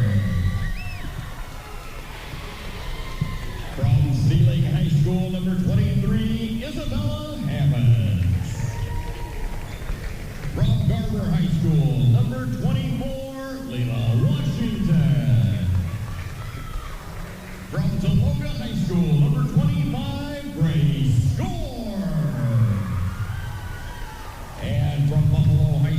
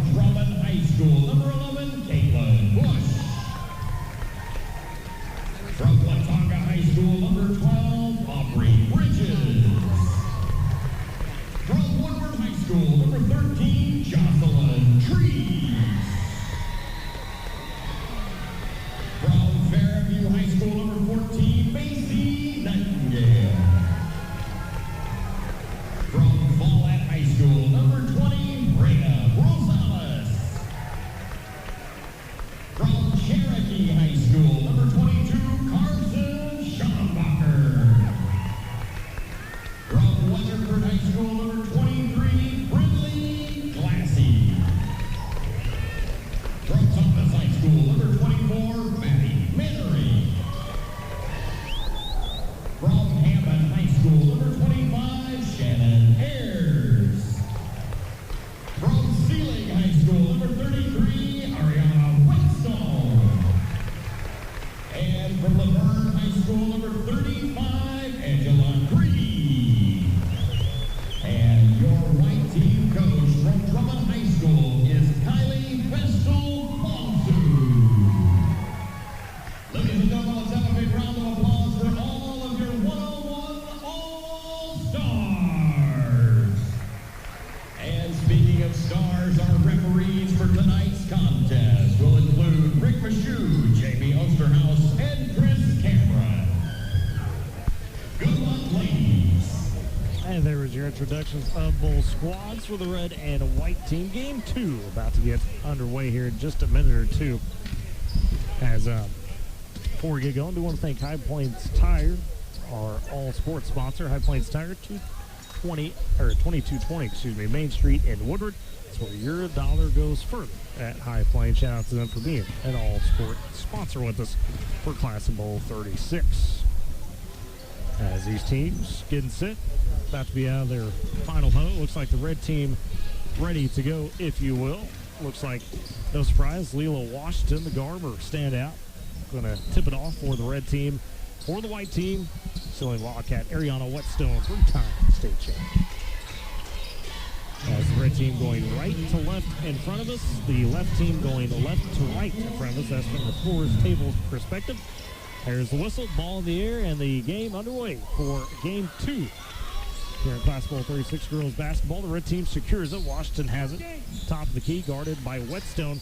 Flips it over to Short on the right side. Runs around, hands off to Hammonds. They get it to Porter. Working the right baseline, trying to pass out. Pass batted. Almost stolen. It is controlled adventure. It's the Paulette product with it. Across the court, across the timeline. Dribbling down the right side, gets poked out, but Whetstone collects, puts it up off the glass. Shot too strong. Fight for a rebound and takes it top of the key. As they'll work it around in the corner to Brindley Glassy, the Rutherford native. She feeds it back to Whetstone in that right corner. Whetstone promised she would try to take a half-court shot. We'll see if that happens. We'll see. I mean, Whetstone already kind of had to fight the ball to herself earlier. Yes, as the red team comes up with the steal, it's Schwartz. She works it down in the paint to Porter. There's a scramble for that. Porter emerges with it. Out to Mallory Reams. Left wing for the three, a bit strong, but short underneath on the second chance. That won't go either. Eventually, the white team controls with Caitlin Bush of Drummond taking it. She goes down the left side, on the wing, pulls up. Feeds it top of the key to Macy Nightingale out of Fairview. Goes to Whetstone, working on Washington, and a foul on Washington, trying to guard Whetstone. That's a tough matchup right there. That's two girls that really get after in the post. Absolutely. I mean, you can already see the intensity right out of the game between these two. Starting on the opening tip when they kind of slammed the ball into each other's hands. So Ariana Whetstone trying to get the first basket of game 2, and she does. As the white team leads 1-0 over the red team, 18:45 in the first half. Whetstone gets the ball for the second free throw, pops it up, and that's a bit strong. Swart takes the rebound. Lomega state champ across the timeline, feeds right side to Porter. And Porter finds Hammonds, goes left wing to Reams, thinks about the shot again, but this time drives to the paint, working on Bush, and Bush with the swat. And out of bounds, the red team able to take it. So they're trying to get on the board, trailing 1-0, 18-20 to go in the first half. Hammonds gets it left corner, pops the three, bit strong, rebound fought for. Porter gets the offensive board. She finds the space, driving to the right block over a couple people. A shot a little short as the rebound taken by Caitlin Bush. Pushes ahead, but that's stolen away by the red squad. Short getting bumped by Rosales down the right side. But I mean, so far, kind of the active hands like we saw in game 1, and also similar, kind of taking a moment to feel the game out here, as they will, shake some of that rust off. 2 minutes in, it's white team up 1-0 with 17:45 remaining in the first half. Red team though with possession. Porter dumps it down, and a whistle on a foul. Washington trying to work on Whetstone, and Whetstone does get fouled. Whetstone not going to let you get the position down there easy. Goes over to Porter on the inbound, on the elbow, or excuse me, the wing, trying to drive, kicks it left wing. Three on the way again from Nightingale, from Reams. That's off the mark, left side. Rebound for white team comes up with it as tumbling to the floor was Macy Nightingale. She did hand it off to Rosales, dumps down to Whetstone. The paint can't handle the pass as it's out of bounds. I mean, that one was an easy layup if Whetstone was just able to corral it. So the red team gets back, trailing 1-0, 17 minutes even remaining first half. The pass from Porter almost stolen away and crashing into the stands was Bush. Collect yourself, though, as the red team will keep it. Bush last to touch. Schwartz sends it in to Ella Porter. Oilerette guarded Tyler by Nightingale. She hands off to Hammonds, gets the high screen. Hammonds turns the corner, goes to the paint for the shot, and gets off the mark there. She had a little contact, didn't get it to go. White team with the board, almost thrown away by Porter, though, as it works its way to Bush. Porter all over Bush right now, does get the steal. So Ella Porter for red team, 2-on-2. Down to Hammonds, down low, and misses the shot on the pass attempt, and now a foul by the white team as Rosales. A little physical down there for the white squad. I mean, Porter has been everywhere so far, Tyler, just hounding defenders, fighting for every loose ball. Whatever she needs to do, she gets called upon to do it, she's going to do it. That she does. As the red team with the possession trailing 1-0. Inbound goes to Washington. That's a bit off on the shot. Rebound collected backside by the white team as Rosales takes it across the timeline. 16 minutes even remaining first half. Rosales down the paint right side, working through traffic. The runner, that's too strong. And the rebound collected by Nightingale, who sends it out on the right side to Brinley Glassy. She tries to get position in the paint, kicks it out left wing to Rosales. Paulette Product guarded tightly by Reams. Rosales stopped up top of the key. Left wing to Whetstone. Thinks about the three. Now she'll take it to post. Oh, that's off the left side. Try to get a little momentum, almost a little step back into it. That's right. Red team with the board. As Reams races ahead. Feeds back to Porter, top of the key.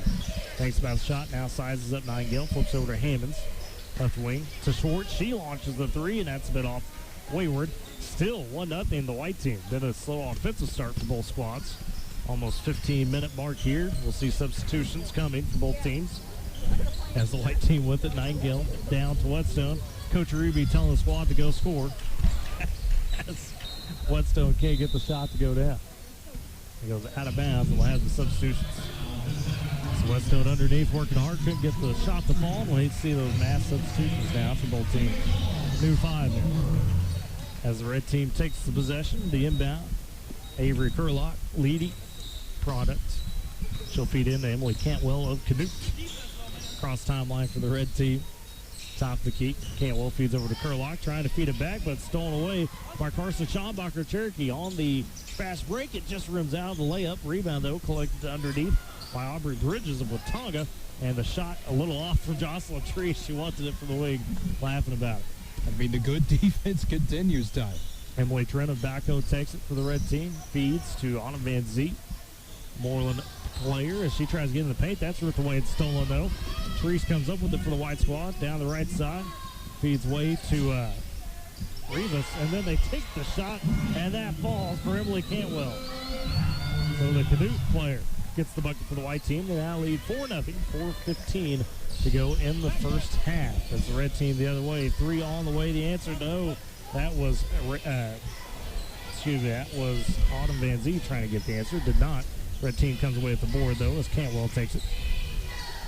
It was closed out on the 3 for the white team. I apologize. I was flipped. That was me. Okay, for the red team in the paint, it's Trentham trying to work inside and gets one off the glass. Nice move by Trentham. And that's what she's been able to do all year. 4-2, White leads as they turn it over, trying to, in the paint, hit it to Maddie Mannering underneath. So 13:30 remains in the first half. White leads 4-2 for the red team, but the red team with possession is across the timeline. Goes Cantwell as she'll hand off to Curlock. Right wing will find Van Zee. Flips it up ahead to Trentham. Back out top key, gets below the free throw line, guarded tightly by Treese, and they'll say a foul on Treese. We'll see if that's shots or not. It looks like it is. So to the line goes Emily Trentham of Balco. Trentham, the only points of the game so far for the red squad. She's got all 2 and to make it 3 as she makes the first free throw. 4-3, the white team leads. 13:09 remains first half. That's Trentham. Second free throw, that falls as well. So she gets both, and we're all squared away at 4 with 13:09 remaining in the first half. Across the timeline for the white team goes Aubrey Bridges. Looking to dump it down low to Mannering. Gets it there, but kicks out to Tree. She tries to drive. Hacked hard on the way up. That's coming over the top was Pacey McIntyre. Morgan swap. So Woodward's own Jocelyn Treese to the free throw line. Just played softball with us yesterday, as do a lot of these girls. First free throw for Treese breaks the tie, and she'll make it 5-4 in favor of the white team. 12:58 remains. First half will have that media timeout. 10 minutes in this half. Second free throw for Treese, a bit strong, but the rebound taken by the white squad and Carson Schombacher as they work it out. Three on the way from Bridges, and it falls from the left wing. So Watonga's Aubrey Bridges with the big three. White leads 8-4 now. 12:40 remains first quarter. Spread back the other way. It's Trentham, top of the key, working into the paint, guarded Tiley on the baseline. Finds McIntyre, trying to get it along the baseline. It's kicked out of bounds off White. So the red team keeps the possession. As on the inbound, the Avery Curlock. Lee Bison. She goes top of the key to McIntyre on the inbound. In the right corner, back to Curlock. Trying to drive, guarded Tyler by Bridges. Gets to the free throw line, kicks it over to McIntyre, right corner. She angles in on Mannering. And traffic triple team, but draws the foul on the way for the shot. So Pacey McIntyre goes to the free throw line for red. Kind of be listening to Coach Uribe over there, kind of wanting to spread the offense out, get some motion going. When you do that, usually good things tend to happen. You get McIntyre to the free throw line. That it does. So McIntyre, a couple dribbles. Tip shoots the first free throw. That one a bit strong off the back iron. Remains 8-4 in favor of the white team. 12:08 to go in this first half. Classic Bowl 36, girls basketball game 2. As the second free throw by McIntyre, a bit strong as well, so she misses both, of the offensive rebound taken by Emily Trentham for the red team. They keep it alive. Trentham, top of the key, trying to angle into the paint.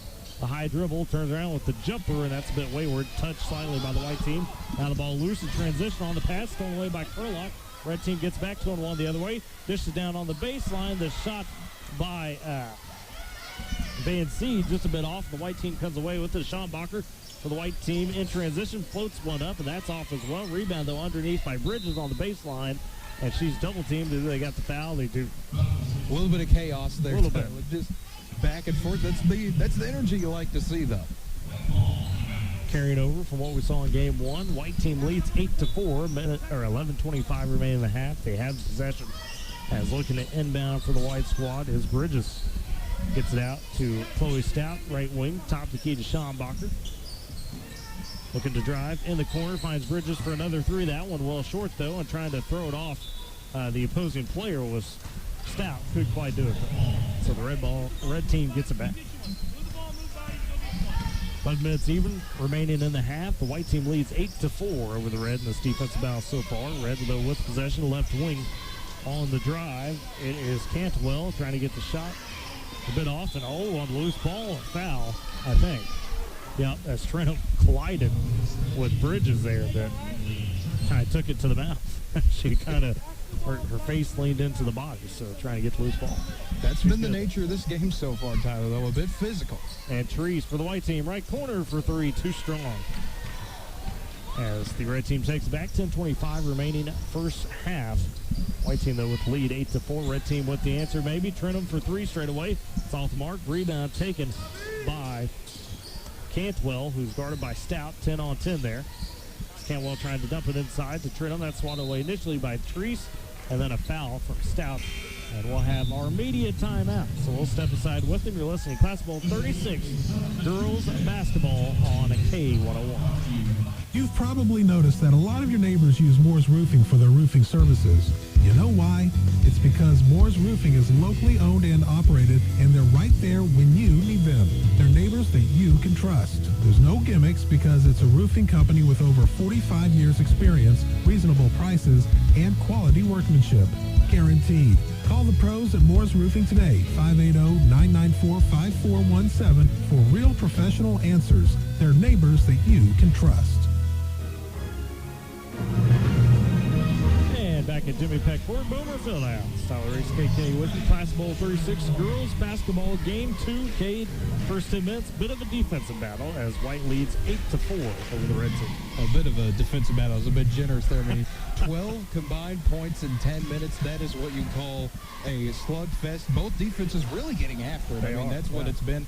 Just chasing people around, fighting for every loose ball. Kind of that hustle we talked about in game 1, translating its way over to game 2 as well. And it's crazy to think about that a third of the points in this game have come from the free throw line. That it has. There's been some opportunities that's made shots that way.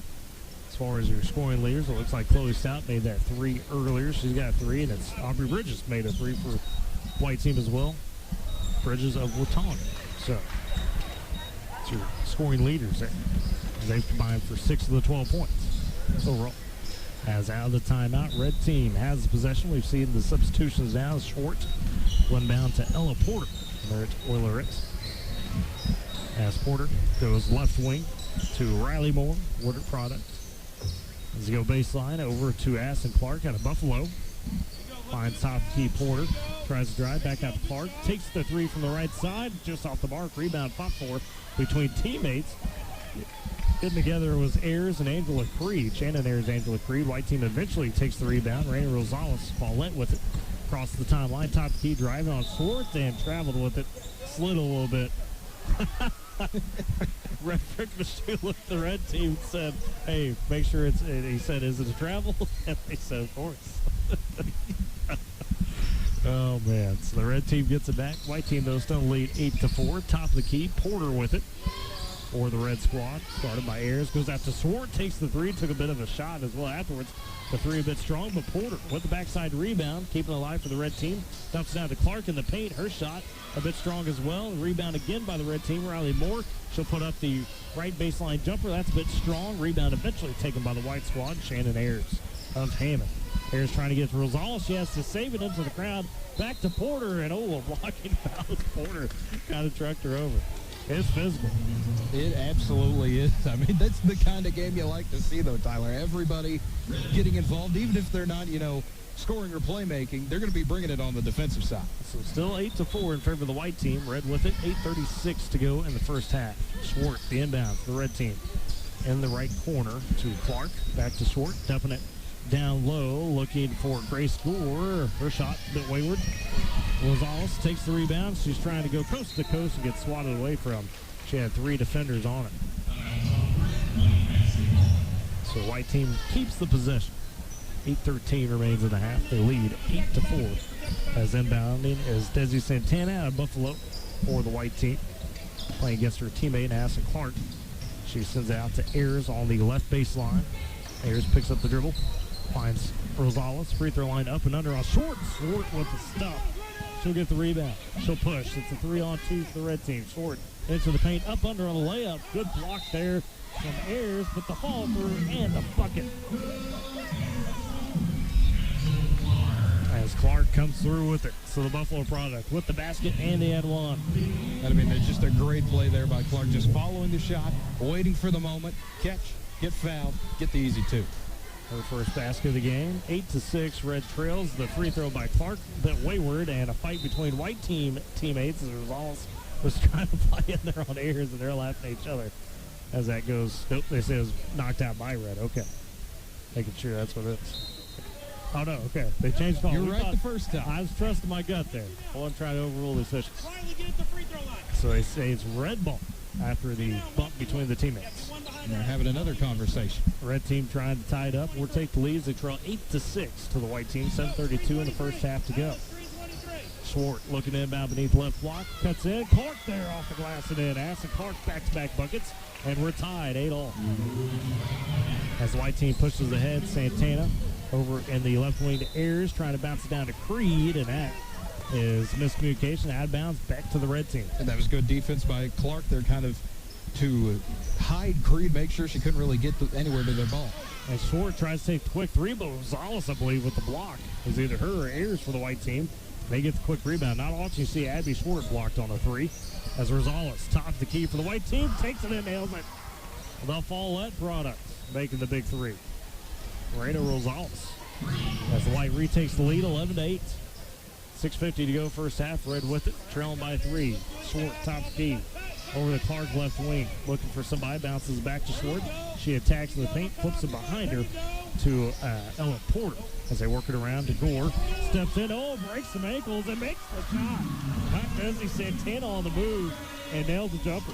I mean, just what a magnificent play by Gore. So Gore with the big bucket makes it 11-10. Red team trailing by 1. White with it. 6:20 to go first half. Freed in the right corner. The Laverne product.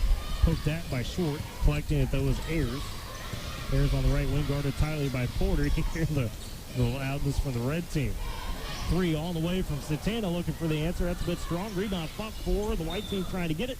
And there's a foul as Ayers and Short collide. They both hit the ground a bit. They're going after these girls. See if the boys can answer with the same energy, because it's a high-energy game, just as it was in Game 1. White team leads 11-10. 5:45 remains first half. It was all 6 inbounds from Ayers for the white squad. Top of the key, guarded by Short on the dribble. Now gets them the paint off the screen. The floater, a bit off the mark. Underneath, though, the cleanup and the score by Brindley Classy out of Weatherford. White team leads 13-10. Red the other way quickly. Underneath, Riley Moore wide open for the bucket. She nails it. Good find by Ella Porter. And now we're starting to get that flow now for both offenses. Starting to shake loose some of that rust. 13-12. White team leads by 1. 5:14 coming up on some substitutions. And a turnover by the white squad as Porter with the steal. Racing in transition the other way. The runner just off the mark. Rebound fought for underneath, and it rolls out of bounds. Who touched it last? We'll see as we get the mass substitutions. So 5:03 remains in the first half. As we get our line changes, 13-12. White up by 1, and they will have the possession now of these substitutions. Caitlin Bush inbounds it to Bridges, or excuse me, that's to Macy Nightingale, Fairview. Sends over to Schombacher, back up to Nightingale, top of the key, gets the double high screen, can't use it though. Finds Bush, straight away, guarded by Reeves. Nightingale takes it to a hard screen set by Whetstone as Nightingale goes around it, goes for the layup and draws the foul. Doesn't get the shot to go, but a nice drive by Nightingale. And how about that screen by Whetstone, kid? I'm just laughing at Washington just kind of reckon that couldn't have been a foul on me. There's no way that's a foul on me. It's an all-star game. It's okay. So Nightingale for the free throws. The first one off the mark, and Mannering. And the Ham is laughing because Mannering just taking a one shot for some reason. Kind of put a move on hands. So Nightingale trying to extend the White's lead as they lead 13-12. Second free throw, rounds in. She splits the pair. Macy Nightingale makes it 14-12. White leads with 4:40 remaining in the first half. As Washington for the red team takes up court, the Garber product, phenomenal athlete, sends over to Reams, finds Hammonds, left wing, as Bell Hammonds trying to drive, sends it back out to Trenum. Trenum looking to attack, they swing it around to Reams on the right side, goes in on the drive, a swat by Mannering, but a collection by McIntyre, that doesn't go on the second chance, and the white team with the board, Mannering with the big stuff. Thomas Fay Custer represented. The white team bench really getting into it. They're loving it. Straight away, 3 launched by Bush. A little contest. That's a bit strong. Mannering, though, with the board on the backside. Dumps it down low, looking for Schombacher, and the traffic takes a bump. And it rolls out of bounds innocently, and it should be white ball it is. Last touch by Red. As Nightingale triggering for the white team. They lead 14-12, 3:55 remaining first half. And on the drive, the foul as Bush goes up for the shot, but she was hacked on the way up, and she goes to the free throw line. Caitlin Bush of Drummond playing for her coach here tonight, Kylie Vester. As at the line for Bush, first free throw good. So white team with the 3-point lead, 15-12. I don't know if we'll get 2 points a minute or not, Cade. We're racing against that. 16-12 now. White leads with 3:50 remaining first half. The red back the other way. Trenum all by herself trying to drive. Shot too strong from the right side. Mannering again with the board. And she'll find Bush in transition. Feeds over to Nightingale, right wing. Free throw line to Whetstone. Pump. She drives through traffic. Puts up the runner, and it just leans out after a couple bounces. Washington takes the board. Garber product pushing for the red team in the paint. The low Euro step off the side of the glass. Just doesn't go. And oh, she'll fall down. As Whetstone ripped the board away from her kind of last minute. Whetstone goes left baseline to Schombacher. Her jumper off the mark, but there to collect is Macy Nightingale. And I mean, that is just great positioning by Nightingale. She sees everybody going left, so I'll just stand on the right block. So White with the 18-12 lead. 3 minutes remains first half. Top of the key for the red squad. Washington has it on the dribble, trying to attack on Whetstone. Tough in the paint. The leader that time sticks from the left block. Just a beautiful move there by Washington. She's been trying to score on Whetstone all game. She finally gets there. As she has. So 18-14, Red trails by 4. White with the possession. 2:45 first half. Nightingale top of the key, left wing. Finds Bush. She says, okay, I'll take the three if you're not going to be out on me. That's a bit strong, though. Rebound skied for and secured by Washington. As Leland Washington, Garber stand out. The point forward right now, if you will, taking up the court. Again, trying to size up Whetstone. Goes for the step back shot and blocked by Whetstone. And now the ball loose goes to Hammonds. The red team continues to control it as Hammonds over to McIntyre right corner, and it's through her hands, but strong on the pass. The defensive energy is just continuing to be here. Whetstone and Washington, I mean, that was kind of one of the matchups I was intrigued to see the most.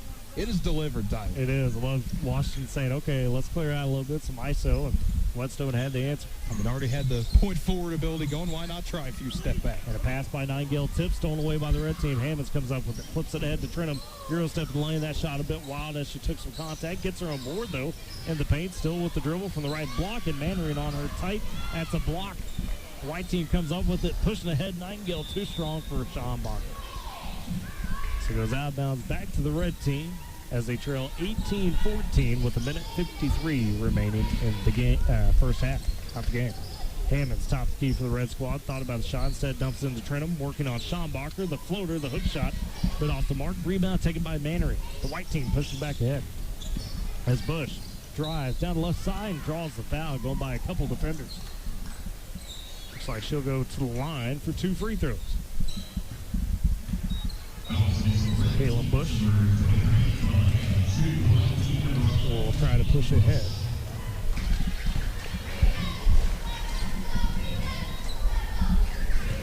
As do want to remind you, at the half, we will have the 3-point shootout for the girls here.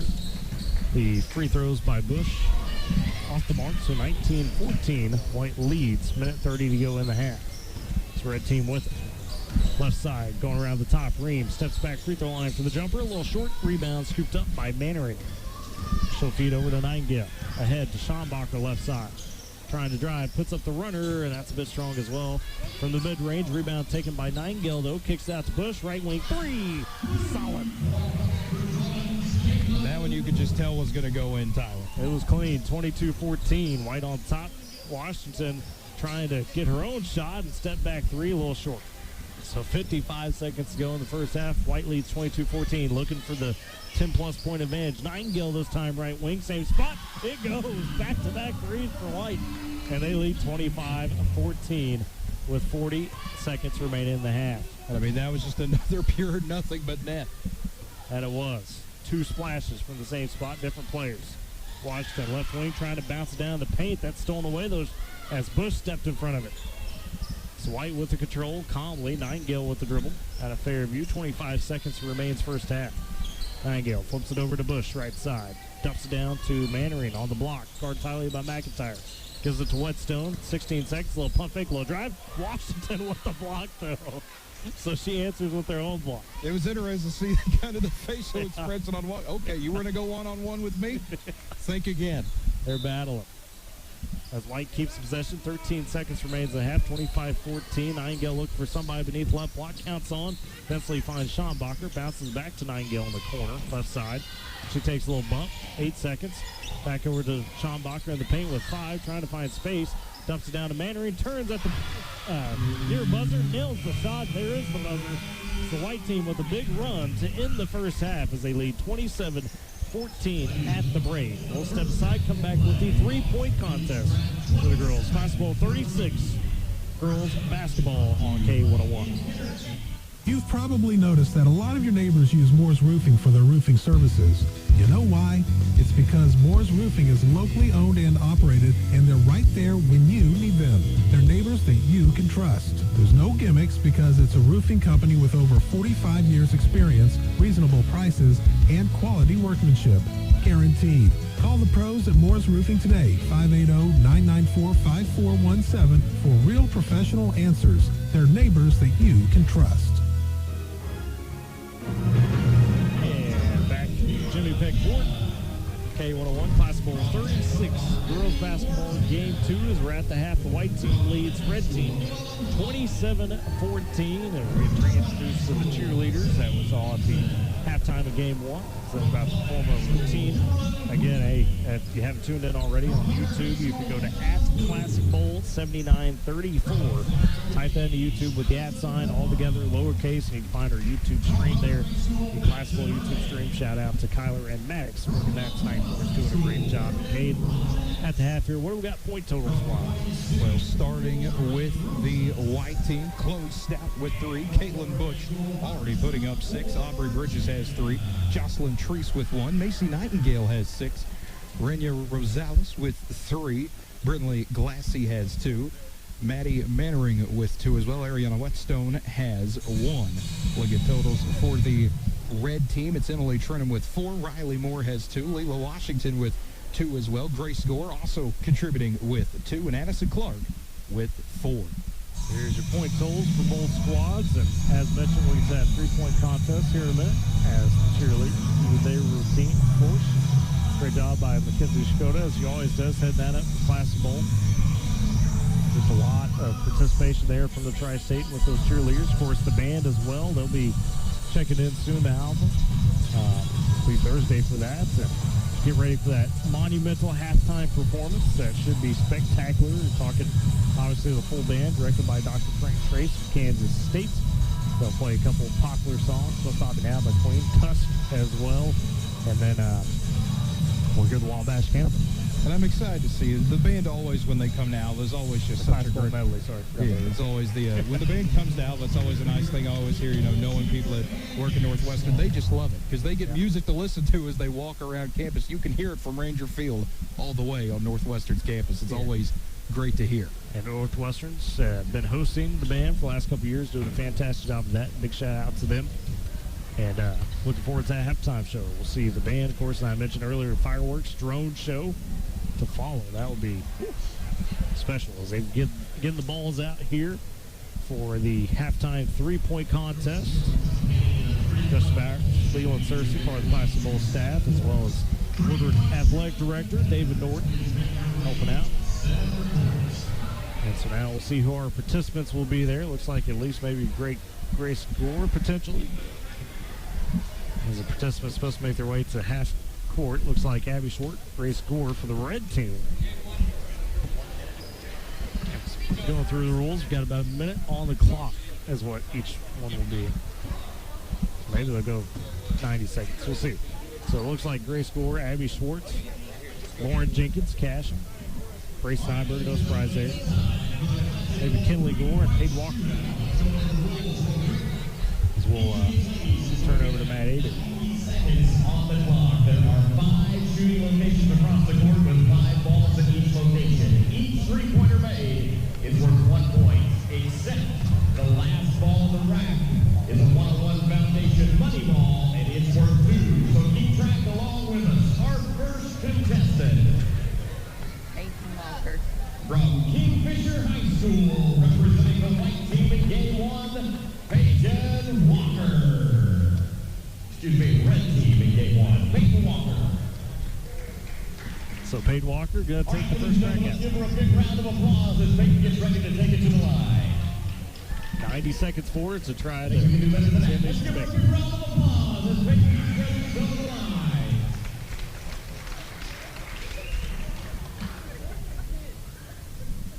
Okay, Peyton, we're going to count you in. Are you ready? In 3, 2, 1, go.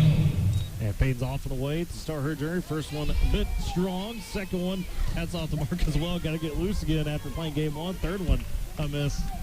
Fourth one drops. So she gets one down. There's two. Hits the last two of the rack. Walker down to the right wing. First shot there. 3 in a row. Trying for another one. That's a bit off the mark. Hits number 5. Number 6. Going for number 7. And gets it down. Money ball. So that'd be 8 for her. Top the key. She's got 9 on a heater for Walker. Another one. And she's in rhythm now. She's got 11. Money ball, top of the key. That one a bit short. So 11 so far for Walker. Still 45 seconds to go for her. 11 points. The left wing rack now. Rack number 4. Missed the first couple. Third one on the way there. She'll drag it. She's got 12. The fourth one off. And the money ball on the way. That rims out. So Walker to the final rack with 12. 30 seconds. Plenty of time for her. First one off the mark. Second one. That's a bit off as well. Third one of the rack, getting tired now. She's trying to find it. Fourth one of the rack, just rims down. The money ball for Walker to end it, and that pops out. So Paige Walker, a Kingfisher with 12 to start things off. Not a bad number.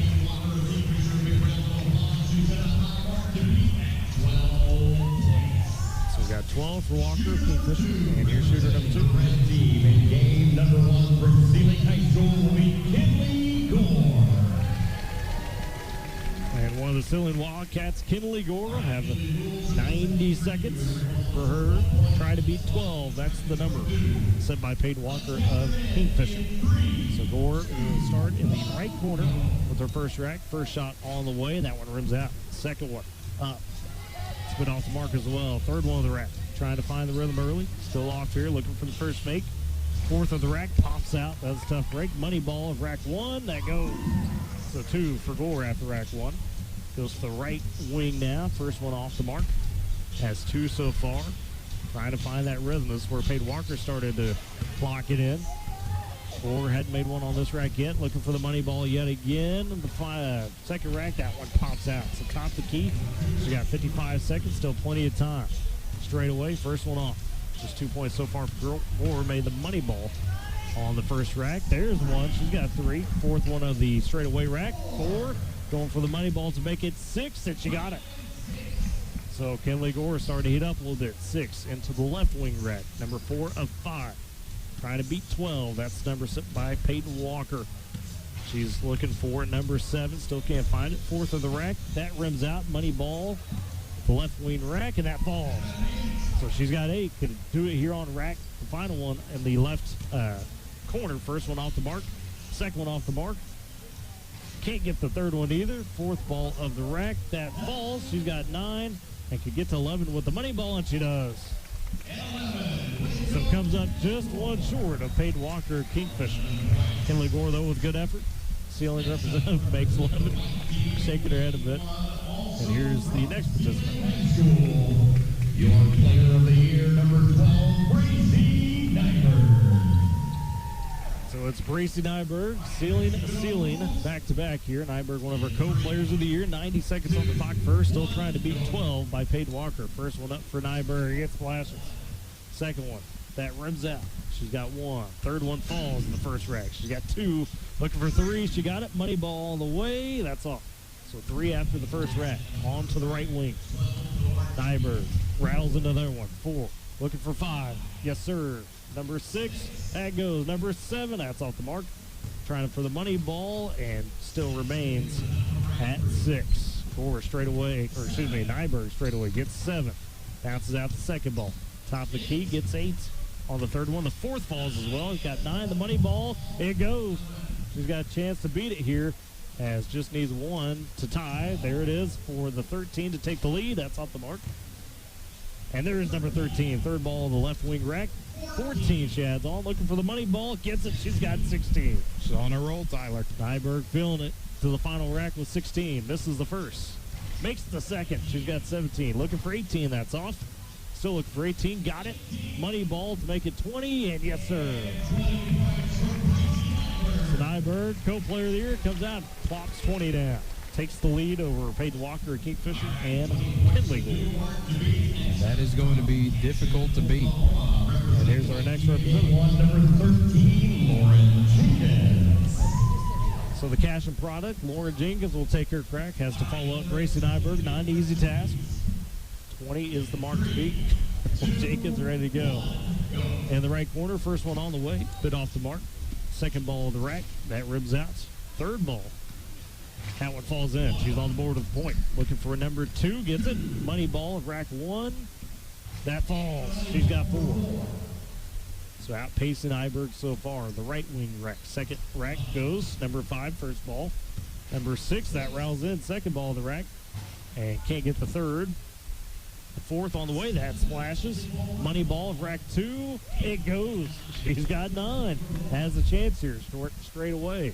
Third rack, first one falls. Second one, that goes as well.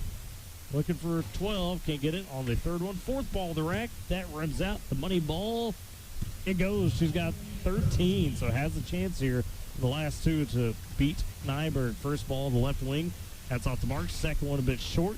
Third one, not quite her spot, baby, and it rims out. Eden, number 14, can't get it on the fourth ball. Money ball to give her a chance at the final rack, and that pops out. So can't beat Grace Nyberg, will still try to place high. She's got second for the moment. As the first ball in the left corner can't go. Now the stamina, she's got 19 seconds, plenty of time. Third ball falls. She's got 14. Looking for 15, got it. And the money ball to make it 16, or it's a 17, and she does. So good effort from Lauren Jenkins. A bit short, but finishes with 17. Currently in second is the Cash product. Next participants. Team in game 2 from Omega High School, number 5, Abby Swartz. You can see Abby Swartz try to answer here. Compete with Nyberg. Racing the mark to beat so far with 20.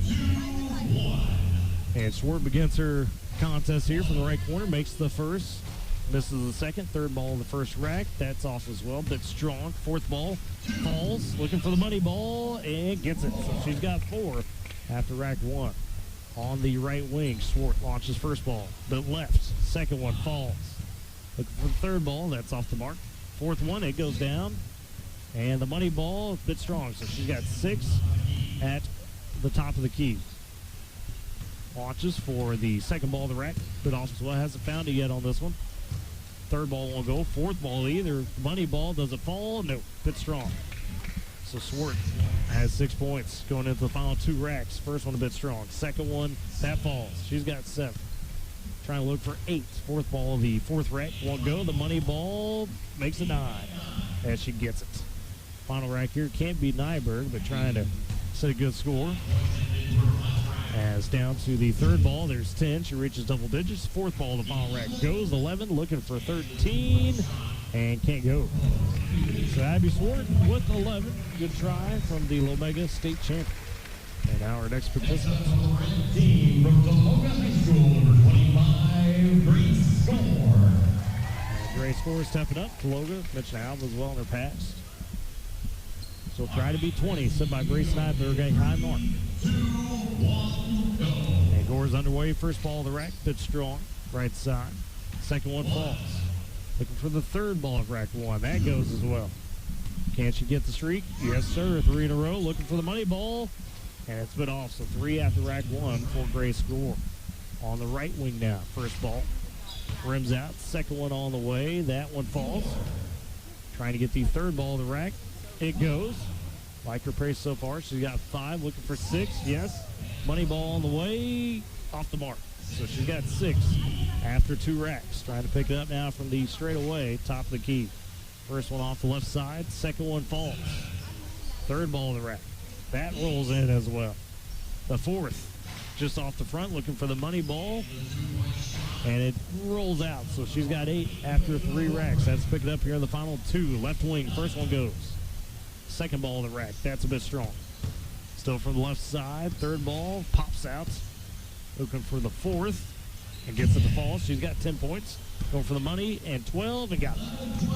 So 12 into her final rack. Can't quite beat Nyberg, I think, at this point. First one a bit short. Second one on the way. Pops out. Bit strong. Third of the rack. Bit strong as well. Trying to get rack ball number 4, the final rack. Gets it with 13. Looking for 15 on the money ball. Nope. So Grace Gore with 13 for Tologa representation. And now representing the white team in game 2 from Merritt High School, number 10, Chloe Stouts. So the Merritt Oilerettes will step to the plate, if you will, trying to beat Nyberg in her 20. Stout has 90 seconds on the clock. We'll start from the right corner. First shot for Stout, but strong. Looking for ball number 2, the rack 1. That's off the mark. Number 3, out as well. Trying to get number 4. Looking for the money ball. Still trying to get on the board. Money ball falls. So she's got 2 after rack 1. Stout now from the right wing. First one off. Second one on its way. Pops out. The third. That one strong as well. Still with 2 is Stout on the right wing. Final ball, the money ball of rack 2, and that's strong. So after 2 racks, 2 points for Chloe Stout. Plenty of time, 55 seconds. Gets the straightaway. First one to fall. That second one a bit off. Third one, that rolls in. Looking for 5 on the third ball, or fourth ball. She gets it, and the money ball gets it. So she's got 7 into the final 2 racks. Stout trying to heat up. First one a bit strong on the left wing rack. Into the third ball, it goes. Looking for a .9, got it. Money ball for the fourth rack, bit strong. So she goes to the final one with 9. Nyberg still will have the lead after this. Stout trying to get to double digits, gets 10. Fourth ball, that runs out. The money ball, it pops as well out. So 10 for Chloe Stout, that's her number. And here's our next participant. Representing the white team in game 2 from Watauga High School, number 12, Aubrey Bridges.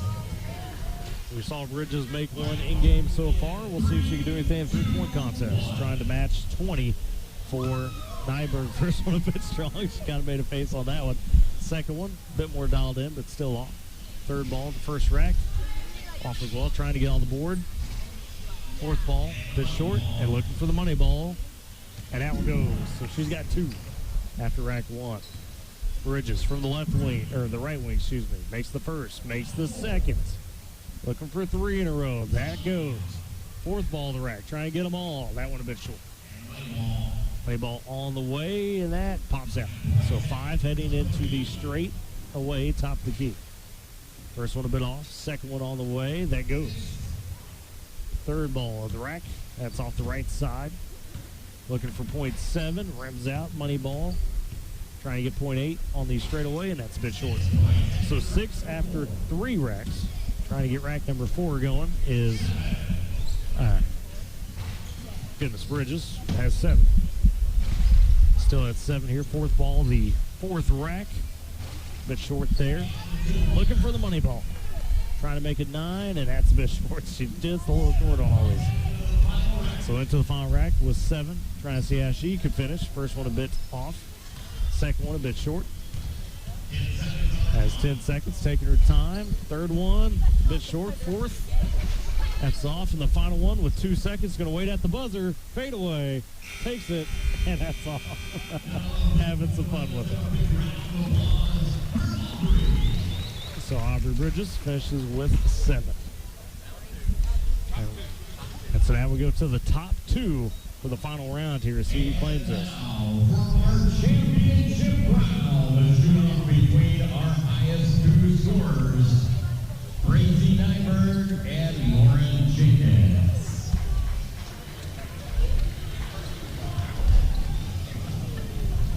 So we'll have the high point total from the last round. Brady Nyberg will start things off in the championship round. She had 20 the first time up. Jenkins had 17. They advanced to the final. So it's the same rules as round 1. 90 seconds, 5 balls on each rack, 5 spots. And Nyberg underway in the championship round, trying to match that 20. First one a bit strong. Second one off to the right. Third ball in the first rack, that's off as well. Trying to find the rhythm again. Fourth ball, ribs out for the money ball, rack 1. It goes. So Nyberg on the board with 2 points. Now on the right wing, rack number 2. First one pops in. Second one goes. Looking for 3 in a row on the rack. Gets it. Ball number 4. It rims out. Looking for the money ball. That was pure. So she's got 7 I should say, to the top of the key. There's 8. Ball number 2 can't be 9. So rims out. Number 3 goes. Number 4, that falls. Looking for the money ball. Just off the mark. So she goes to 10 into the 4th rack. Has left wing spot. makes the first of the rack, second of the rack, looking for three, gets it. Number 4, it goes. Can she get them all? Yes. So hits all from the left wing. She's got 16 into the final rack. Rims out the first. Second all the way. That pops out. Third one. It is off as well. Trying to match her number. She quite can't. Looking for 18 on the money ball and gets it. So Brace and Iberg with 18 in round number 2. We'll see if Lauren Jenkins can beat it.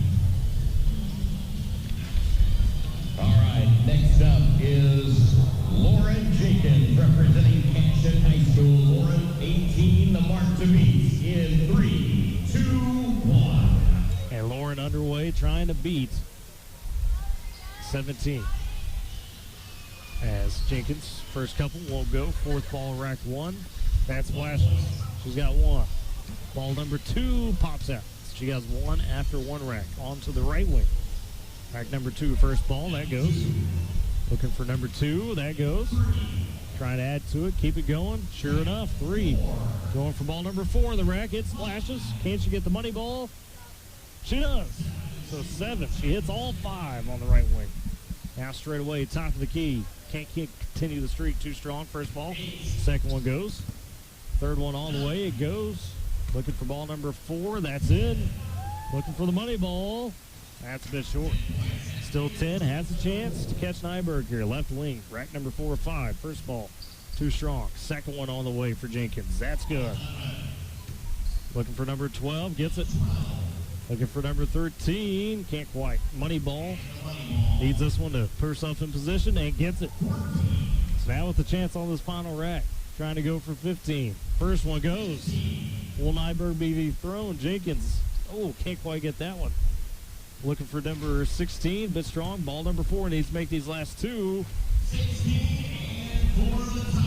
And ties it. Hits the money ball. So Jenkins, that's her first round score of 17. And now it's a tiebreaker here. What are we going to do? Kalila talking to him here. Mr. Cersei trying to, sure enough, overtime. So now we'll go again one more time for him. They tied at 18 in the championship round. Brayson Nyberg, Lauren Jenkins. Jenkins says, hey, she got shoots.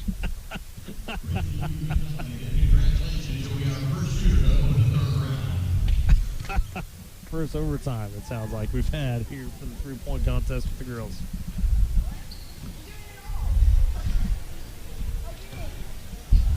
So it looks like we're going the full 30 here again. Or full 25, I should say. Apologies. All right, so Nyberg ready to roll. Round 3, the overtime in the championship round. 90 seconds again, 5 balls, 5 spots. First one on the way, right corner. It's off, second one pops out. She did this in the championship round the first time. A little slow start, fourth one on the way, that goes. Looking for the money ball, too strong. So 1 after rack 1. On to rack 2 from the right wing for Nyberg. First one a bit off the mark. Second one finds its way. Looking for ball number 3, can't quite. Ball number 4 goes, money ball, and that's off. So she got 3 after 2 racks. Top the key for her now. First ball goes. Looking for number 2, not quite. Number 3 on the way, that falls. Ball number 4 of the rack goes down. Looking for the money ball to make it 8. Oh, too strong. So she's got 6, I should say, after 3 racks to the left wing now. Rack number 4 or 5. Second one falls. Looking for number 3, gets it. Ball number 4 of the rack, that goes 3 in a row. Trying to finish with the money ball, it runs out. So she's got 9 into the final rack. Left corner. First one pops out. Second one, that falls. Third ball in the rack, it goes. Looking for number 12, can't quite, and the money ball. Looking for 14 total, pops out. Or excuse me, 13 total. And so she finishes with 11 in the overtime championship round. And we'll see if Lauren Jenkins, cash and product, can answer. Nyberg, that's one of the fatigues that's in. Yeah. So 11 the number to beat for Jenkins as she's underway. Ball number 1, right corner. Too strong. Second one rattles in. Looking for point 2. That's off.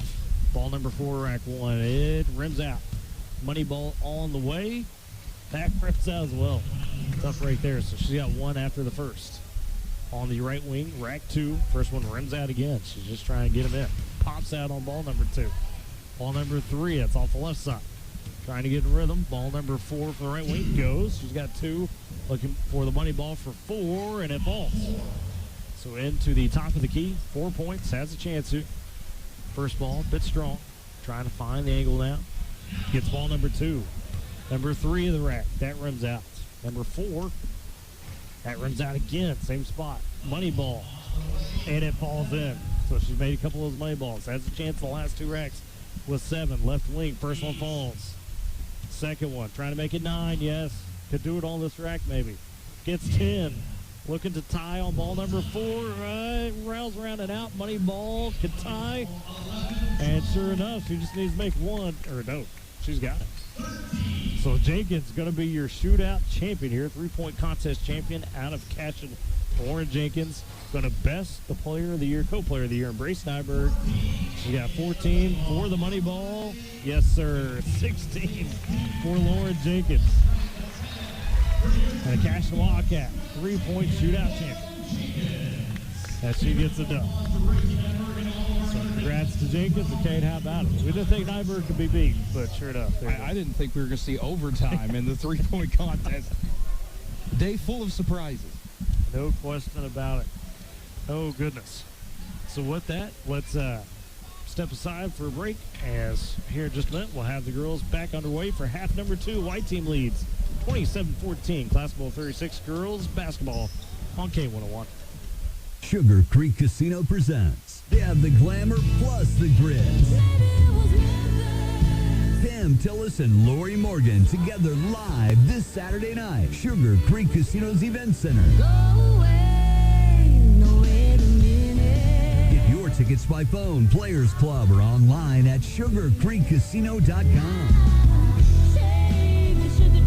Don't miss Pam Tillis and Lori Morgan live at Sugar Creek Casino. Class Bowl 36 event tickets are now available by calling 580-256-4101. It's the Tri-State's largest high school sports band and cheerleading extravaganza, with 91 high schools from Texas, Oklahoma, and Kansas coming together for Classic Bowl 36, a breathtaking 247-member honor band, more than 150 of the best cheerleaders across 3 states. Thursday, it's All-Star Boys basketball. Don't miss Classic Bowl 36 Friday night. You are welcome to attend the awards banquet, where the Classic Bowl Foundation honors this year's best high school talent. Saturday at 1:30, it's the 101 Classic Bowl Parade in downtown Woodward. Then all the activities culminate with Classic Bowl football Saturday, June 1st. This grand spectacle kicks off at 6:30 with football game getting underway at 7:30. Halftime festivities highlighted with the performance by the 247-member honor band. Tickets are on sale now. Basketball tickets are $10, $5 for students. Football tickets are $25, $15, and $10. Charge by phone at 580-256-4101. Be in Woodward for Classic Bowl 36, a presentation of the 101 Classic Bowl Foundation. And back at Jimmy Peck Court, half number 2, ready to start between the red and white team. Game 2, Classic Bowl 36 girls basketball. The white team leads 27-14. They begin with possession and a quick drive by Jocelyn Treese. The shot too strong, but cleaned up by Angela Creed of Laverne for the buckets. And the first bucket of the day for Creed, so starting the second half out strong. And a 15-point lead for the white team, 29-14. The Reds team the other way, working left to right in this half. Gray score, guarded tightly by Treese, and they working around trying to get it to Moore at the free throw line. She pulls it back out, top of the key, goes left wing to Autumn Van Zee, works it over, clear lock, corner 3, that's a bit off. Rebound fought for, and it's controlled by the white team as Chloe Stout takes it up the court, picks it up, top of the key, goes right wing to Bridges. Aubrey Bridges of Watonga looking for some space, stop there just below the free throw line, works it over to Brinley Glassy of Weatherford, drives in on Moore, and that's a matchup we've seen through the season. Shot, though, off as Moore comes away with the defense, but tries to throw it ahead to Emily Cantwell, and Cantwell didn't see it coming. Yeah, that was one of those things that when the ball going overhead going, okay, I know where the ball, oh, it's over my head. Okay, well, I can't catch that one. So the white team gets the possession back, leading 29-14, 18-40 to go in the ball game. As on the drive and a nice stick off the glass by Brinley Glassy of the left block. So 31-14. Glassy with the bucket. She's got 4. As for the red team, it's Cantwell. They'll work around on the wing and try to find Vancy. They do. To the free throw line for more. Working our way in on Glassy and takes the bump, draws the foul. Those two are used to going at it in season. Weatherford matchup here. So Riley Moore will go to the free throw line, searching for a couple more points as her team leads 31-14 over the red squad. First free throw for Moore rattles out. It's the white team with the 16-point advantage. It was a stellar game one, 68-67. The red team, the white team trying to get revenge, if you will, in game two. As Moore makes the second free throw, so she splits the pair. As the red team now trails 31-15, the white team with possession. Top of the key, Bridges with it. Goes left wing, three on the way from Stouts. That's too strong, but the rebound on the backside by Jocelyn Treese. And she nails it. Jocelyn with the bucket, 33-15. White team leads, red team possession. Van Z, left wing, trying to drive on Creed. Running into some traffic there. Angela Creed with the tough defense. As Gore kicks into the corner to Van C, back underneath, looking for more, and she gets fouled all the way up. As Glassy, I think, on her that time. So Riley Moore back to the free throw line, Cade, for two more.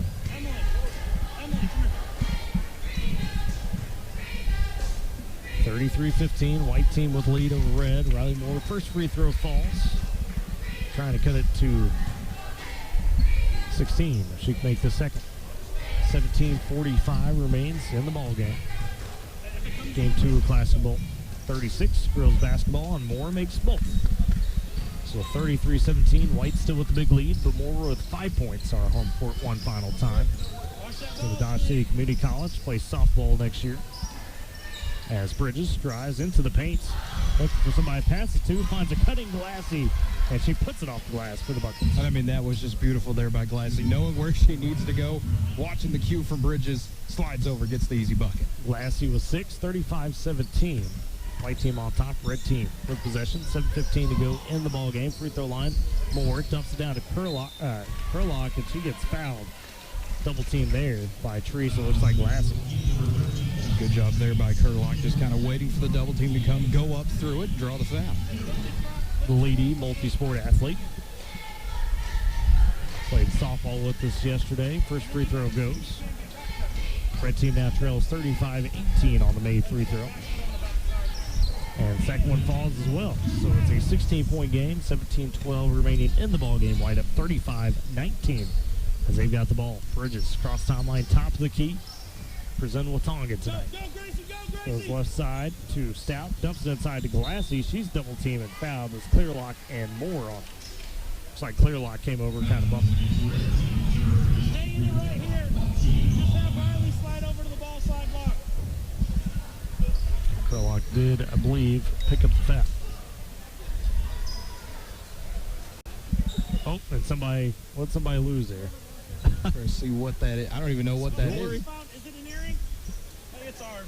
Oh, it was somebody was missing the earring. There you go. So,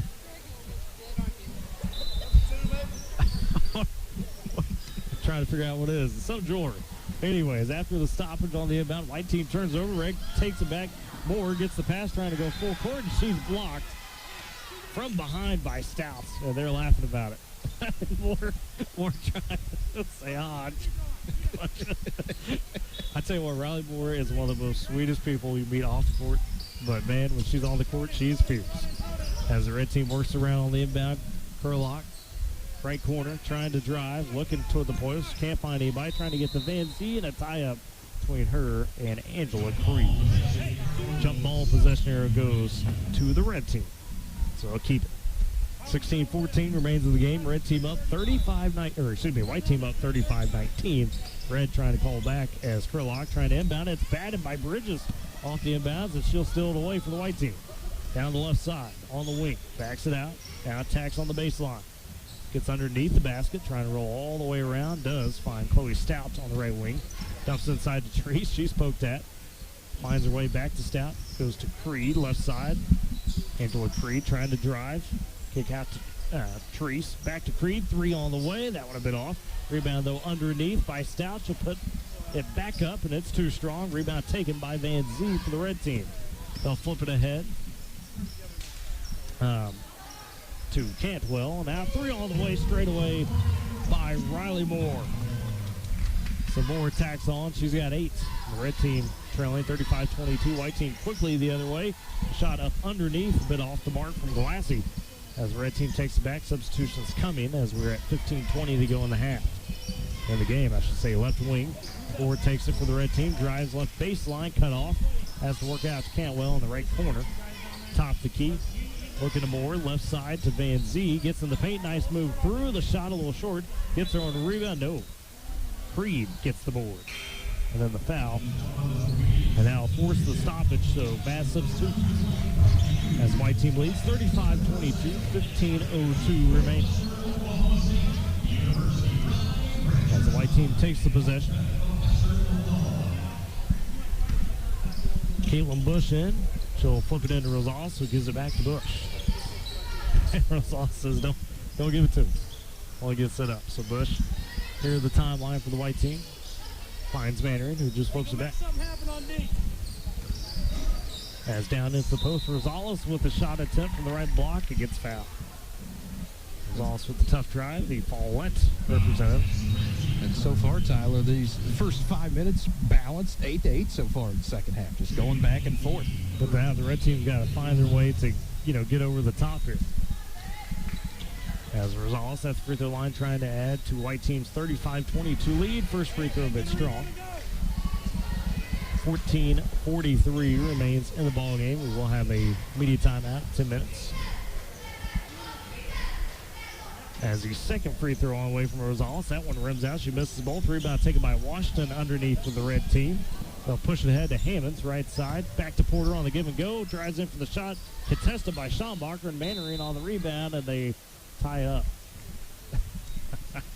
Mannering just not trying to let that ball go. And that was a good move by Porter. I mean, just finding the soft spot in the defense, just couldn't finish it. The possession arrow gives it to the white team on the tie-up. So they'll take it back, leading 35-22.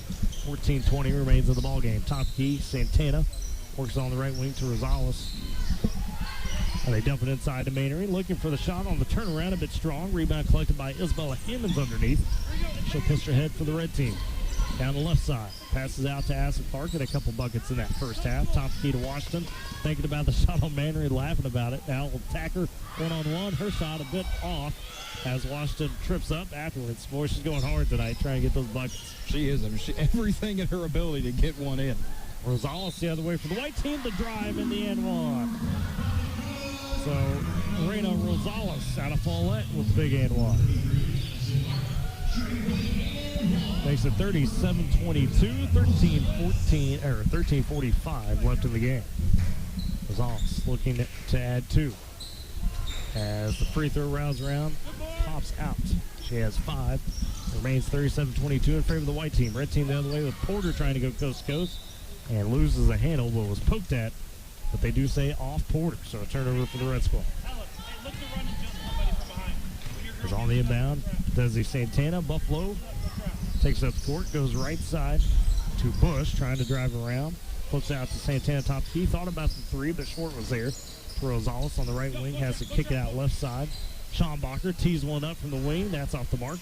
Rebound fought for Short, comes away with it for the red squad. Abby Short looking to push. In transition, goes to Hammonds, right corner. Back to Swart on the wing, dumps it inside quickly to Clark. One power dribble, and that's off the mark on the shot. And the rebound taken by Maddie Mannering. And those long arms. White team gets back, leading 37-22. 12:50 remains in the game. Rosales drives, gets trapped up in traffic. Pass stolen away by Short, coast to coast, looking for the layup, and it was swatted by Caitlin Bush. And Bush flips it over to Santana. The white team gets it back. Caitlin Bush with the big block. And I mean, she has been everywhere today. Playing for Coach Kylie Vesta one more time. Mannering with the baseline jumper right side. A bit short, rebound fought for, and they say out of bounds off the white squad. So 12:25 remains as the clock goes. White leads 37-22. Red trying to claw their way back like their counterparts did in game 1. Washington launches the wing 3. It's a bit strong. Swart, though, flies in looking for the board. That's a bit off, though. Good contest as the rebound taken by Carson Schombacher of Cherokee. Cross timeline for the white team. Top the key to Rosales in the corner. Mainering the big launches the three, but it's a bit strong. Clark with the rebound on the backside for the red team. Feeds up to Washington in transition. Look at the push. Down the left side, the scoop layup rolls in. And the foul for Layla Washington. I mean, that is a tough two. One of the tougher twos. You get the acrobatic layup and getting fouled as well. Go back to what Coach Ruby said, hey, glad she's on my team this time. As they had to coach against her in the playoffs. It's Washington trying to make it 25 for red. Too strong, though, so it remains 37-24 in favor of the white team. 11:50 to go in the ball game as Bush takes it across the timeline. Races ahead down the right side, trying to get over to Santana. Instead, backs out to Rosales for the three. It rattles in straight away. Serena Rosales with 8 points. The Paulette product. 40-24. 16-point advantage for White. Isabel Hammonds, though, with the answer on the other end from the right wing for the red team. So 40-27. Hammonds with her first shot of the day to go down. White team, Santana, right side from Buffalo, nails it. Desi Santana with the bucket. And the entire white team bench just erupting. They all saw her open, saying, shoot it, shoot it. Absolutely. 43-27. White team with the commanding lead. 11:05 to go in the ball game. Red trying to answer. Porter, right wing, looking for space in the paint, not there. They work it around. Hammonds thinks about it. Over to Washington, right side. A contested three. That's off the mark. Rebound, fought for, and it's caught by Caitlin Bush. And Bush feeds over to Rosales. Top of the key. Rosales looking to drive, and Porter comes away with the steal. Caught her. Porter all by herself on the breakaway for the layup. Right side goes. Ella Porter with the defense. White team still leads 43-29. 10:30 to go in the ball game. As Rosales, top the key, looking for somebody, goes to Bush beside her right wing. Gives her a bit of a screen. Now set another one. Bush pulls up in transition. Oh, I nailed it. That was off the dribble, a three for Kayla Bush. From the wing, she's got 9. 46-29, red team up by 17. Or excuse me, white team up by 17, and back the other way. And the out of bounds, and there's our media timeout at 10 minutes, so we'll step aside for that break with them. We're listening Class Bowl 36, girls basketball on K101. Summertime is the time to save on Michelin tires. Between May 23rd and June 30th, get up to $80 via reward card or virtual prepaid card after online submission with the purchase of 4 new Michelin passenger or light truck tires totaling $900 or more. Tire purchases totaling $899.99 or less get $60. Your Michelin dealer is High Plains Tire in Woodward. See michelinman.com/auto/deals-promotions-and-rebates for complete details. Offer expires 6/30/24. Void where prohibited. Back at Jimmy Peck Court, Boomer Fieldhouse. Class Bowl 36 girls basketball game 2. The white team leads 46-29 here at the 10-minute mark to go in the ball game. Let's thank real quick Moore's Roofing, one of our all-event sponsors. All the pros at Moore's Roofing, 580-994-5417 for real professional answers. They're neighbors you can trust, and they are there when you need them. Right there when you need them, Moore's Roofing. Out of Moreland, can't do without them. And great supporters of the Tri-State, as are all of our sponsors. High Plains Tire, of course, in there as well. CF Industries, Gore Nitrogen, Cillian State Bake, McDonald's of Woodward, Bank of Western Oklahoma, NextEra Energy, Pioneer, Farm Credit of Western Oklahoma, and Minergy, Northwestern Electric Co-op, the Cud Quarter Horse Sale, Northwestern Oklahoma State University, and, of course, the Woodward Chamber and Porter. Can't do without them.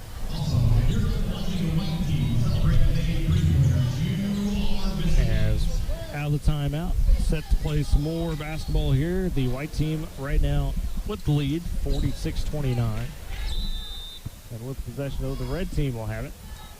As on the inbounds goes to Emily Trenum, who group in for the red squad. As they'll work it around to Autumn Van Zee, top of the key. Trying to find somebody. Guard tightly, though, by Shannon Ayers. Now needs some help. Eventually, we'll find Emily Cantwell. Free throw line, trying to drive, attack. Has a stop, but pops up for the shot and gets it off the glass. Emily Cantwell with the bucket. First bucket of the day for Cantwell. That is. She's had a few attempts. As Nightingale the other way for the white squad. Works the left side. Treese for 3 on the wing. That's too strong. Whetstone flies for the board, though. Keeping it alive for the white team. Ayers drives on the baseline. Trying for the shot. That's affected by the red team. Rebound by Acid Clark. Hands over to Trenum in transition. 2-on-2. Trenum with the drive. The shot off the mark. Rebound collected by Jocelyn Treese, who pushes for the white team with the 46-31 lead. Down to Whetstone on the block. Double team quickly. Thought she would have had a chance for a minute. Now she's in a group of 4 red jerseys. And the tie-up possession arrow goes towards the red team. Nightingale trying to campaign for the foul for the white team. So 46-31, red team trailing by 15 with 8:50 to go. We saw the comeback for the red team in game 1. Let's see if it happens here. Trenum, goes left wing to Van Zee. Free throw line poked out by Ayers, and Ayers almost with the steal. And it's loose, still loose, finally. Van Zee picks it up left side. Goes top to Trenum. Emily Trim guarded by Jocelyn Treese. Into the paint, driving for the tough shot, just ripped away by Ariana Whetstone. I mean, just great defense there by Whetstone. Didn't need to block anything because you could just rip the ball away. In transition, they try to bounce it to Treese, but Whetstone comes up with it. Her turnaround shot too strong. Ayers on the fall through, draws the foul. So Shannon Ayers to the free throw line for 2 shots. Ayers trying to tack on, or get her first points, I should say. White team leads 46-31, 8:18 to go, and sure enough, Ayers bounces one in on the first free throw. This makes 47-31, white team leads. The first point of the day for Ayers. White team has not had a victory yet in the Classic Bowl, by the way. They had a tie in baseball yesterday to try and claim their first victory. Has the second rebound off, but they got the offensive board and back into Ayers as she draws another foul. Treese was kind of ready for the short shot. There was some communication on that second free throw, and Ayers right back to the free throw line. So 47-31, Coach Reeby trying to coach his team to this win, if he can get it. For the red squad, first free throw from Ayers goes down again. So 48-31, 8:10 remaining in the ball game. Here's out of Hammond, representing well tonight. Second free throw bounces around and out. Rebound controlled by the red squad. It remains 48-31 in favor of the white team. Pacey McIntyre takes it for the red team. Hands off to Emily Trenum. Gets into the paint. Double team there, looking for help. Kicks it out to the wing to Van Zee. Back up to McIntyre. They reset. Top of the key. McIntyre guarded tightly by Nightingale. Sends it over to Cantwell beside her near the left side. She's picked up by her opposite team, Chloe Stout. In the corner to Van Zee, guarded by Ayers. Looking for some help. Turn in the corner, around the top. Goes right wing. Cantwell launches the 3. That's off the right side. Rebound cleared out and taken by Jocelyn Treese. She pushes ahead to Nightingale down the right side. Nightingale looking for Whetstone in transition, but too strong on the pass. And it's a turnover for the white team. And Whetstone was wide open, had no one guarding her. Just a little bit too much to the right. 48-31, white team leads. Red looking for an answer. Trenum a bit strong on her shot in the paint. Rebound collected by the white team. She'll flip over to Nightingale, top of the key. Rolls around a screen. Nightingale gets open for layup and gets it with the left hand. The nice hand finish. Is it a nice nifty move there by Nightingale, able to just read the defense. Again, attack the soft spot. Fairview's Macy Nightingale with 8 in this one as white leads 50-31. Red team with it, trailing 6:50 to go in the game. Top of the key, Van Zee. Looking inside to Clark. Pass bad initially. Clark tracks it down the right corner. Goes top of the key to Trenum. Trying to turn the corner. Whetstone there. Trenum still at the free throw line. Now trapped up. Needs some help. And just heaves up the shot. Draws the foul. So kind of got Whetstone up in the air and took advantage of it. Yeah. Sometimes that's the best thing to do, Tyler. When you got someone guarding you, just try to get them to foul you, and that time it worked. Trenum to the line. Trying to close the gap for the red squads. They trail 50-31. 6:37 remains. First free throw goes. Trenum, 5 on the night thus far. Second free throw on the way for Trenum. That one pops out, so she'll split the pair. 50-32. White team with the lead in the ball. Whetstone playing point forward. Kick out to Nightingale on the wing. Back to Whetstone in the paint. Nice move up and under for the basket. Freed herself up on the block. Whetstone operating smoothly. And Whetstone was determined to get a bucket there. 20-point lead for the white team. 52-32. 6:15 remaining. Red team looking for an answer. Left side, Clark on the wing. Top of the key to Cantwell. Trying to kick it over to Van Zee, and almost a steal by Ayers, but she can't get it from going out of bounds. 6 minutes to go in the ball game. Red team with possession, trailing by 20, 52-32. The entry pass into Pacey McIntyre, and she's fouled underneath. Before she gets a pass from Emily Cantwell. Now see Riley Moore and another group pop up for the red team. We'll have those mass substitutions here around 5:40, and the white answers with their own. Good hard play there. Has another line change, if you will.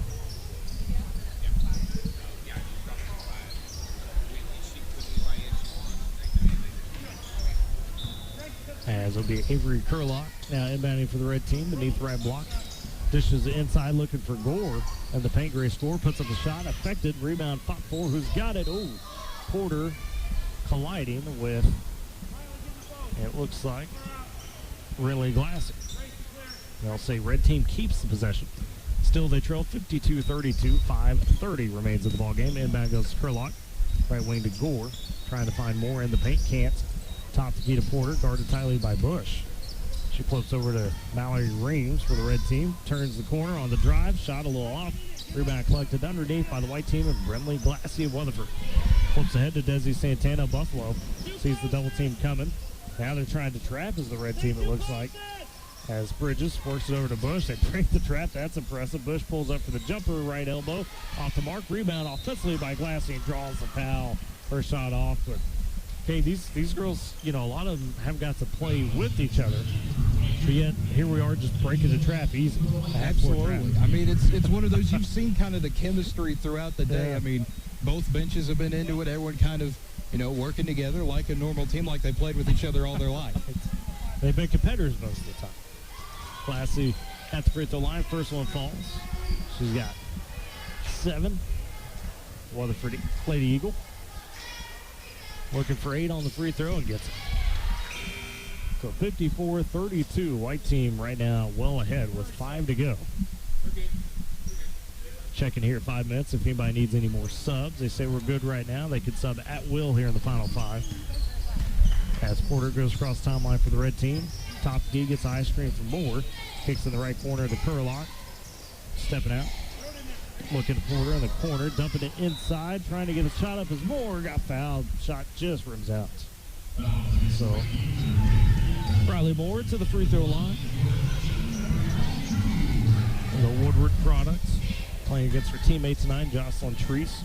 Her mom, Lacey Moore here, coach of the Boomers Girls Squad. First free throw on the way for Moore, runs out. Still for her, 8 points of the 32 for the red team. Couple dribbles for Moore, dip shoots the second one, that one goes. So she'll split the pair, makes it 54-33. Still in favor of the white team. They've got the possession. Red team trying to trap. As Bush working the full court press right now. And she throws ahead, mistake forced. As a bit strong for Angela Creed. So a turnover by the white team. Chance now again for the red team, trying to close this 19-point gap. Porter top the key with it. Kicks it left side to Reams in the corner.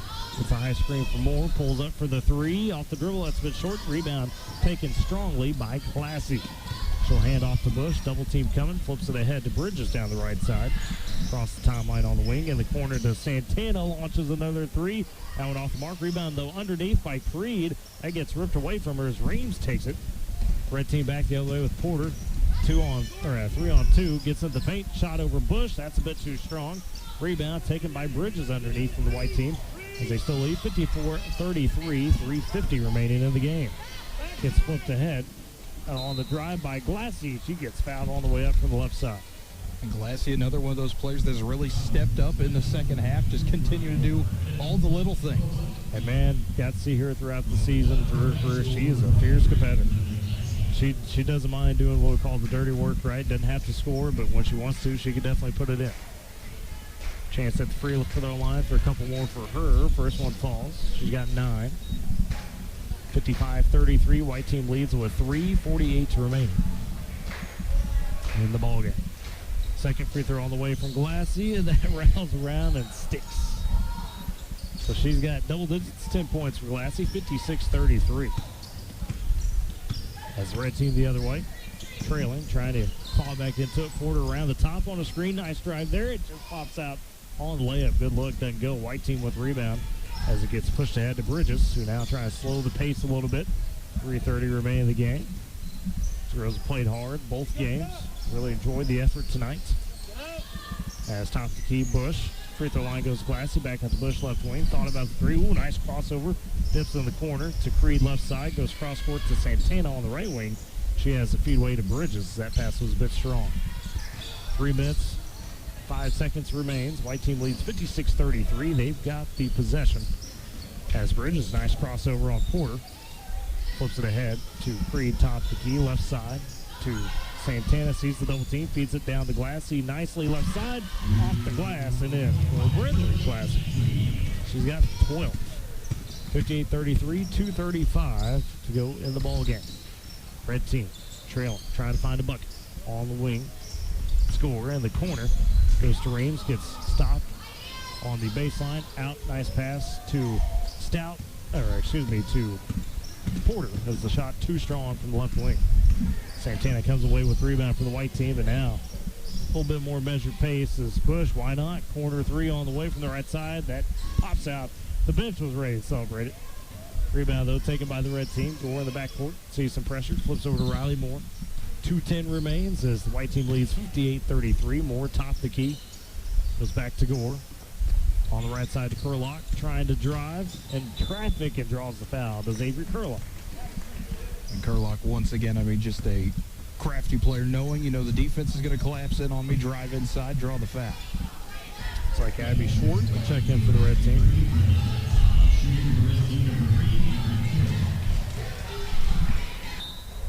As Curlock will shoot 2 free throws after the substitution. Ella Porter steps out. Curlock trying to add a couple to her total and makes that. So 58-34, the red team trailing. Curlock with the point there. She's got 3 in the backcourt. White team with it. Trying to get across timeline. Glassy feeds it over to Bridges left side. Sees the double team coming. Left wing. But 50 goes over to Santana on the right side. In the corner to Bush. Inside to Glassy. Right block. Glassy with the shot. Just a bit strong. Rebound. Pop forward. Curlock trying to save it and does. To Gore. She flips that to Swart, right wing for the red team. Driving on Santana and draws the foul. And Santana gives her a bump. So Abby Swart to the line for 2 shots. Looks like the white team about to see some mass substitutions. Their final stretch, if you will. As Schwartz' first shot falls. Tough to believe that's her first point of the day. Yeah, it's one of those, if you would have told me coming into this that Abby Schwartz would have 1 point with 1:35 to go, I probably would not have believed that. Still a heck of a player. Again, was the state tournament MVP for Class B. Guided Lomega state championship this year. Second free throw falls, so she's got 2. 58-36. White team leads. They've got possession. Minute 35 remaining. Red still trying to be aggressive, draw those steals, doing the traps. As impressive by the white team to work it across easy. Rosales gets it down the left baseline. Up free throw line to Jocelyn Treese. The shot falls. Treese with 5 tonight. Playing on the Woodward court for a final time. It's a Woodward product. Red team the other way. Swart launches a 3 and that sticks from the right wing. So Swart with 5, 60-39. White team still well in control with a minute left. Red team not giving up though, trying to force the steal. It's on the ground. A tie-up. Swart rips it away. It's still loose. Finally, white team comes up with the Treese, gets the pass out to Rosales from the ground, working it over to Stout, and that was almost stolen away by Swart as it's knocked out of bounds. Stays with the white team. 51 seconds. White team with the lead and the possession, 60-39. As Stout gets it left corner to Treese. Back over to Stout. Dumps inside to Mannering, guarded tightly by Reams. And Mannering gets bumped there. Thomas Faye Custer product. And Riley Moore bumped her. So the white team will shoot some free throws for Mannering. Looking to add to her 2 points here at the line. She'll shoot the first free throw and the 1-1 sticks on the first one. Old school, as they said, tonight. far as the foul situation goes. So one there for Mannering. Second one falls as well. She makes both. She's got 4:62:39. White team well in control of 40 seconds. Red looking for another bucket. But Furlock pass stolen away by Carson Schombacher. A nice steal on the catch as they work it to Treese on the right side. Trying to dump it down to Glassy. Pass too strong, and Schombacher tries for the save and just can't keep it in bounds. I mean, it was a good effort there. You know, you could play linebacker once and get the interception. Right. It's really difficult to try to have to save it again and make two big hustle plays in the span of 15 seconds. Ran the other way with 30 seconds and a steal by Mannering. As Gore tried to pass it inside, Mannering just took it away. Rosales, Follett product with the top key, 15 seconds. Right side to Stout, kicks the left corner to Schombacher with 10. See who takes the foul shot. Mannering thinking about it, says no. Treese says why not with 5 picks. Oh, Jocelyn Treese with the bucket. And that's how he ended. The white team wins it 65-39 in game 2. Well-played game by both teams. And the white team takes it in game 2. So we'll step aside for a break, come back and put the wraps on things. Girls basketball in the books for Classic Bowl 36 on K101. You've probably noticed that a lot of your neighbors use Moore's Roofing for their roofing services. You know why? It's because Moore's Roofing is locally owned and operated, and they're right there when you need them. They're neighbors that you can trust. There's no gimmicks because it's a roofing company with over 45 years experience, reasonable prices, and quality workmanship. Guaranteed.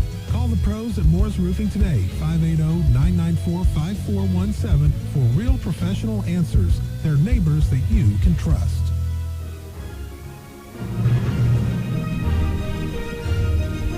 Welcome back to Boomer Fieldhouse on Jimmy Beckford. Kate Kennedy with you alongside Tyler Riggs as the white team defeating the red team 65-39 to conclude game number 2. And Tyler, I mean, just a wonderful day of basketball here in Woodland. Oh, that was game 1. Ultimately exciting, of course, with the red team. Big comeback, 68-67. The white team, game 2, taking it and just well fought by both teams in both games. So they had a lot of fun. You could tell there's a picture being taken for both squads. And after white team finishes there, we'll pull over Brindley Glassy, who had a big-time effort in game 2. Cade, while we're waiting on that, go over some of those point totals for game 2 for us. Well, I will in just a moment. It's kind of one of those, we had enough scoring going on that... Yeah, there's a flurry down the stretch. I'll let you do some adding. That's right. We're doing it by hand here, all right? You know, as we say in the Northwestern MassCom department, we are in MassCom, not MathCom, Tyler. So sometimes it does take a moment to add numbers up. That's right. But looking at it here, totals-wise, starting with the white team, Daisy Santana finishing with 3, Chloe Stout with 3 as well, Caitlin Bush putting up 9, Aubrey Bridges 3 as well, Jocelyn Treese finishing with 8, as does Macy Nightingale, 8 for her, and Rainier Rosales, 8 once again. Brindley Glassy finishing with 12, Maddie Mannering putting in 4, Shannon Ayers with 2, Ariana Whetstone with 3, and Angela Creed with 2. Looking at scoring for the red team, Ella Porter finishing with 2, Avery Kurlock had 3, Abby Swart with 5, Emily Cantwell with 2, Emily Trinham putting up 5, Riley Moore had 9, Isabella Hammonds chipping in with 3, Layla Washington with 4, Grace Gore putting up 2, and Addison Clark finishing with 4. Now look at this white team all together doing kind of the train picture, if you will, sitting back to or all behind or rowing. Yeah, They're rowing the boat. Rowing the boat. The white team is taking a picture like that. That's great. Oh, what camaraderie between the girls. And, you know, again, these were usually competitors on the court, right? And getting a chance now to kind of meet, mingle, and know each other a bit better off the court, having a lot of fun with that. We'll see if we could get Miss Glassy here as... Oh, she'll work her way over here. She's telling everybody, hey, I got to do radio real quick. Brindley. 23 there, Brindley Glassy. Slowly but surely. She was supposed to, I talked to her before, so she's getting a picture real quick, I think. Picture. Yeah, let her get that picture, and then we'll talk to her. So, again, now it's kind of that mingle, but Cade handed out another scholarship tonight, more importantly, with the scholarship awarded to Aiden Bryan, one of our Game 1 participants. Messon Lodge representative, good to see that. Gets a $2,000 scholarship. Earlier today with golf, it was Bryson Parker for the boys taking the scholarship out of Turpin, and it was Evelyn Sturgill out of Moreland taking it before the golf. Glassy. I felt fancy. Yeah, Ridley Glassy joined us. And, we kind of talked to you a little bit during luncheon. These are girls you've gotten to play against over your career, getting to know them a little bit more through this event. Looks like you guys had a lot of fun out there. Talk about the game. Yes, sir. Have we just known this is our last game, kind of as our high school career, thought might as well have fun with it. Well, hey, I couldn't tell if you were playing an all-star game or a real game. You're still out there throwing elbows, get dirty, feeling good points. I mean, that's me. I usually foul out every game. So I was pretty close to it this time. Well, I don't think we have fouls in the all-star game, so I think you're okay there. But, you mentioned that they're kind of that final time, with your competitors, your peers. What does it mean to do this just one more time on the high school level for you? I know there's actually a lot of these girls on this team that I'm with that I played summer ball with the last few years, so I've known them for a bit, and so it's nice to finally get my last game with people I know. So absolutely. And of course, from Weatherford, great program over there. That guys had a lot of success in your career. What are you going to miss most about that? Chopping it up with Plate Eagles. Just the team. Like, that's where I make most of my memories. Not even just the game itself, but all the locker room laughs and just being the hype on the bench, especially this game today. We were going crazy with those 3-point shots. I mean, you guys look like you were coordinated on the bench, on the court. Where's that chemistry? You mentioned we just practiced before the game. Yeah. We said what we were going to do and doing the row the boat, bowling alley. We were on it. Absolutely. Brindley Glassy, Weatherford Eagle, final time out here with us. Had a great game. Congrats, bro. Thank you. That was for the white team 2, I should say. Winners there. Brindley Glassy, as well as the rest of our participants. Congrats to them on another fantastic event we had here. Of course, big shout out back in the studio to Rance Bay working the board for us tonight. All the help with us on Classic Bowl, the staff that's involved in that. Can't do it without them. Do want to thank, of course, Moore's Roofing, our all-event sponsor, High Plains Tire, all sports sponsor, CF Industries, Core Nitrogen, Sillian State Bank, McDonald's and Woodward, Bank of Western Oklahoma, Nextera, Energy, Pioneer, Farm Credit of Western Oklahoma, and Vinergy, Northwestern Electric Crop, Cut Core Wholesale, Northwestern Oklahoma State University, all contributing and helping us out with Classic Bowl to make sure it goes off, as smoothly as it can, Kate. A lot of fun now, everybody just mingling out. So, that's right, you don't have a headset. So, anyways, with that, folks, we appreciate you for joining us for girls basketball tonight. Tomorrow, football guys will check in. We'll have the dinner session with them, kind of talk to them, talk to the coaches. And it'll be boys basketball here Thursday, same time as the girls was, 6:30 and 8 o'clock. So we hope you join us then. Everybody, have a great night. It's been Classic Bowl Basketball on K101. You've been listening to Classic Bowl Girls Basketball. Classic Bowl Girls Basketball has been brought to you by Barber Dyson Ford Lincoln. Learn more at barberdysonfordlincoln.com. And by Woodward Steel, your tri-state leader in steel.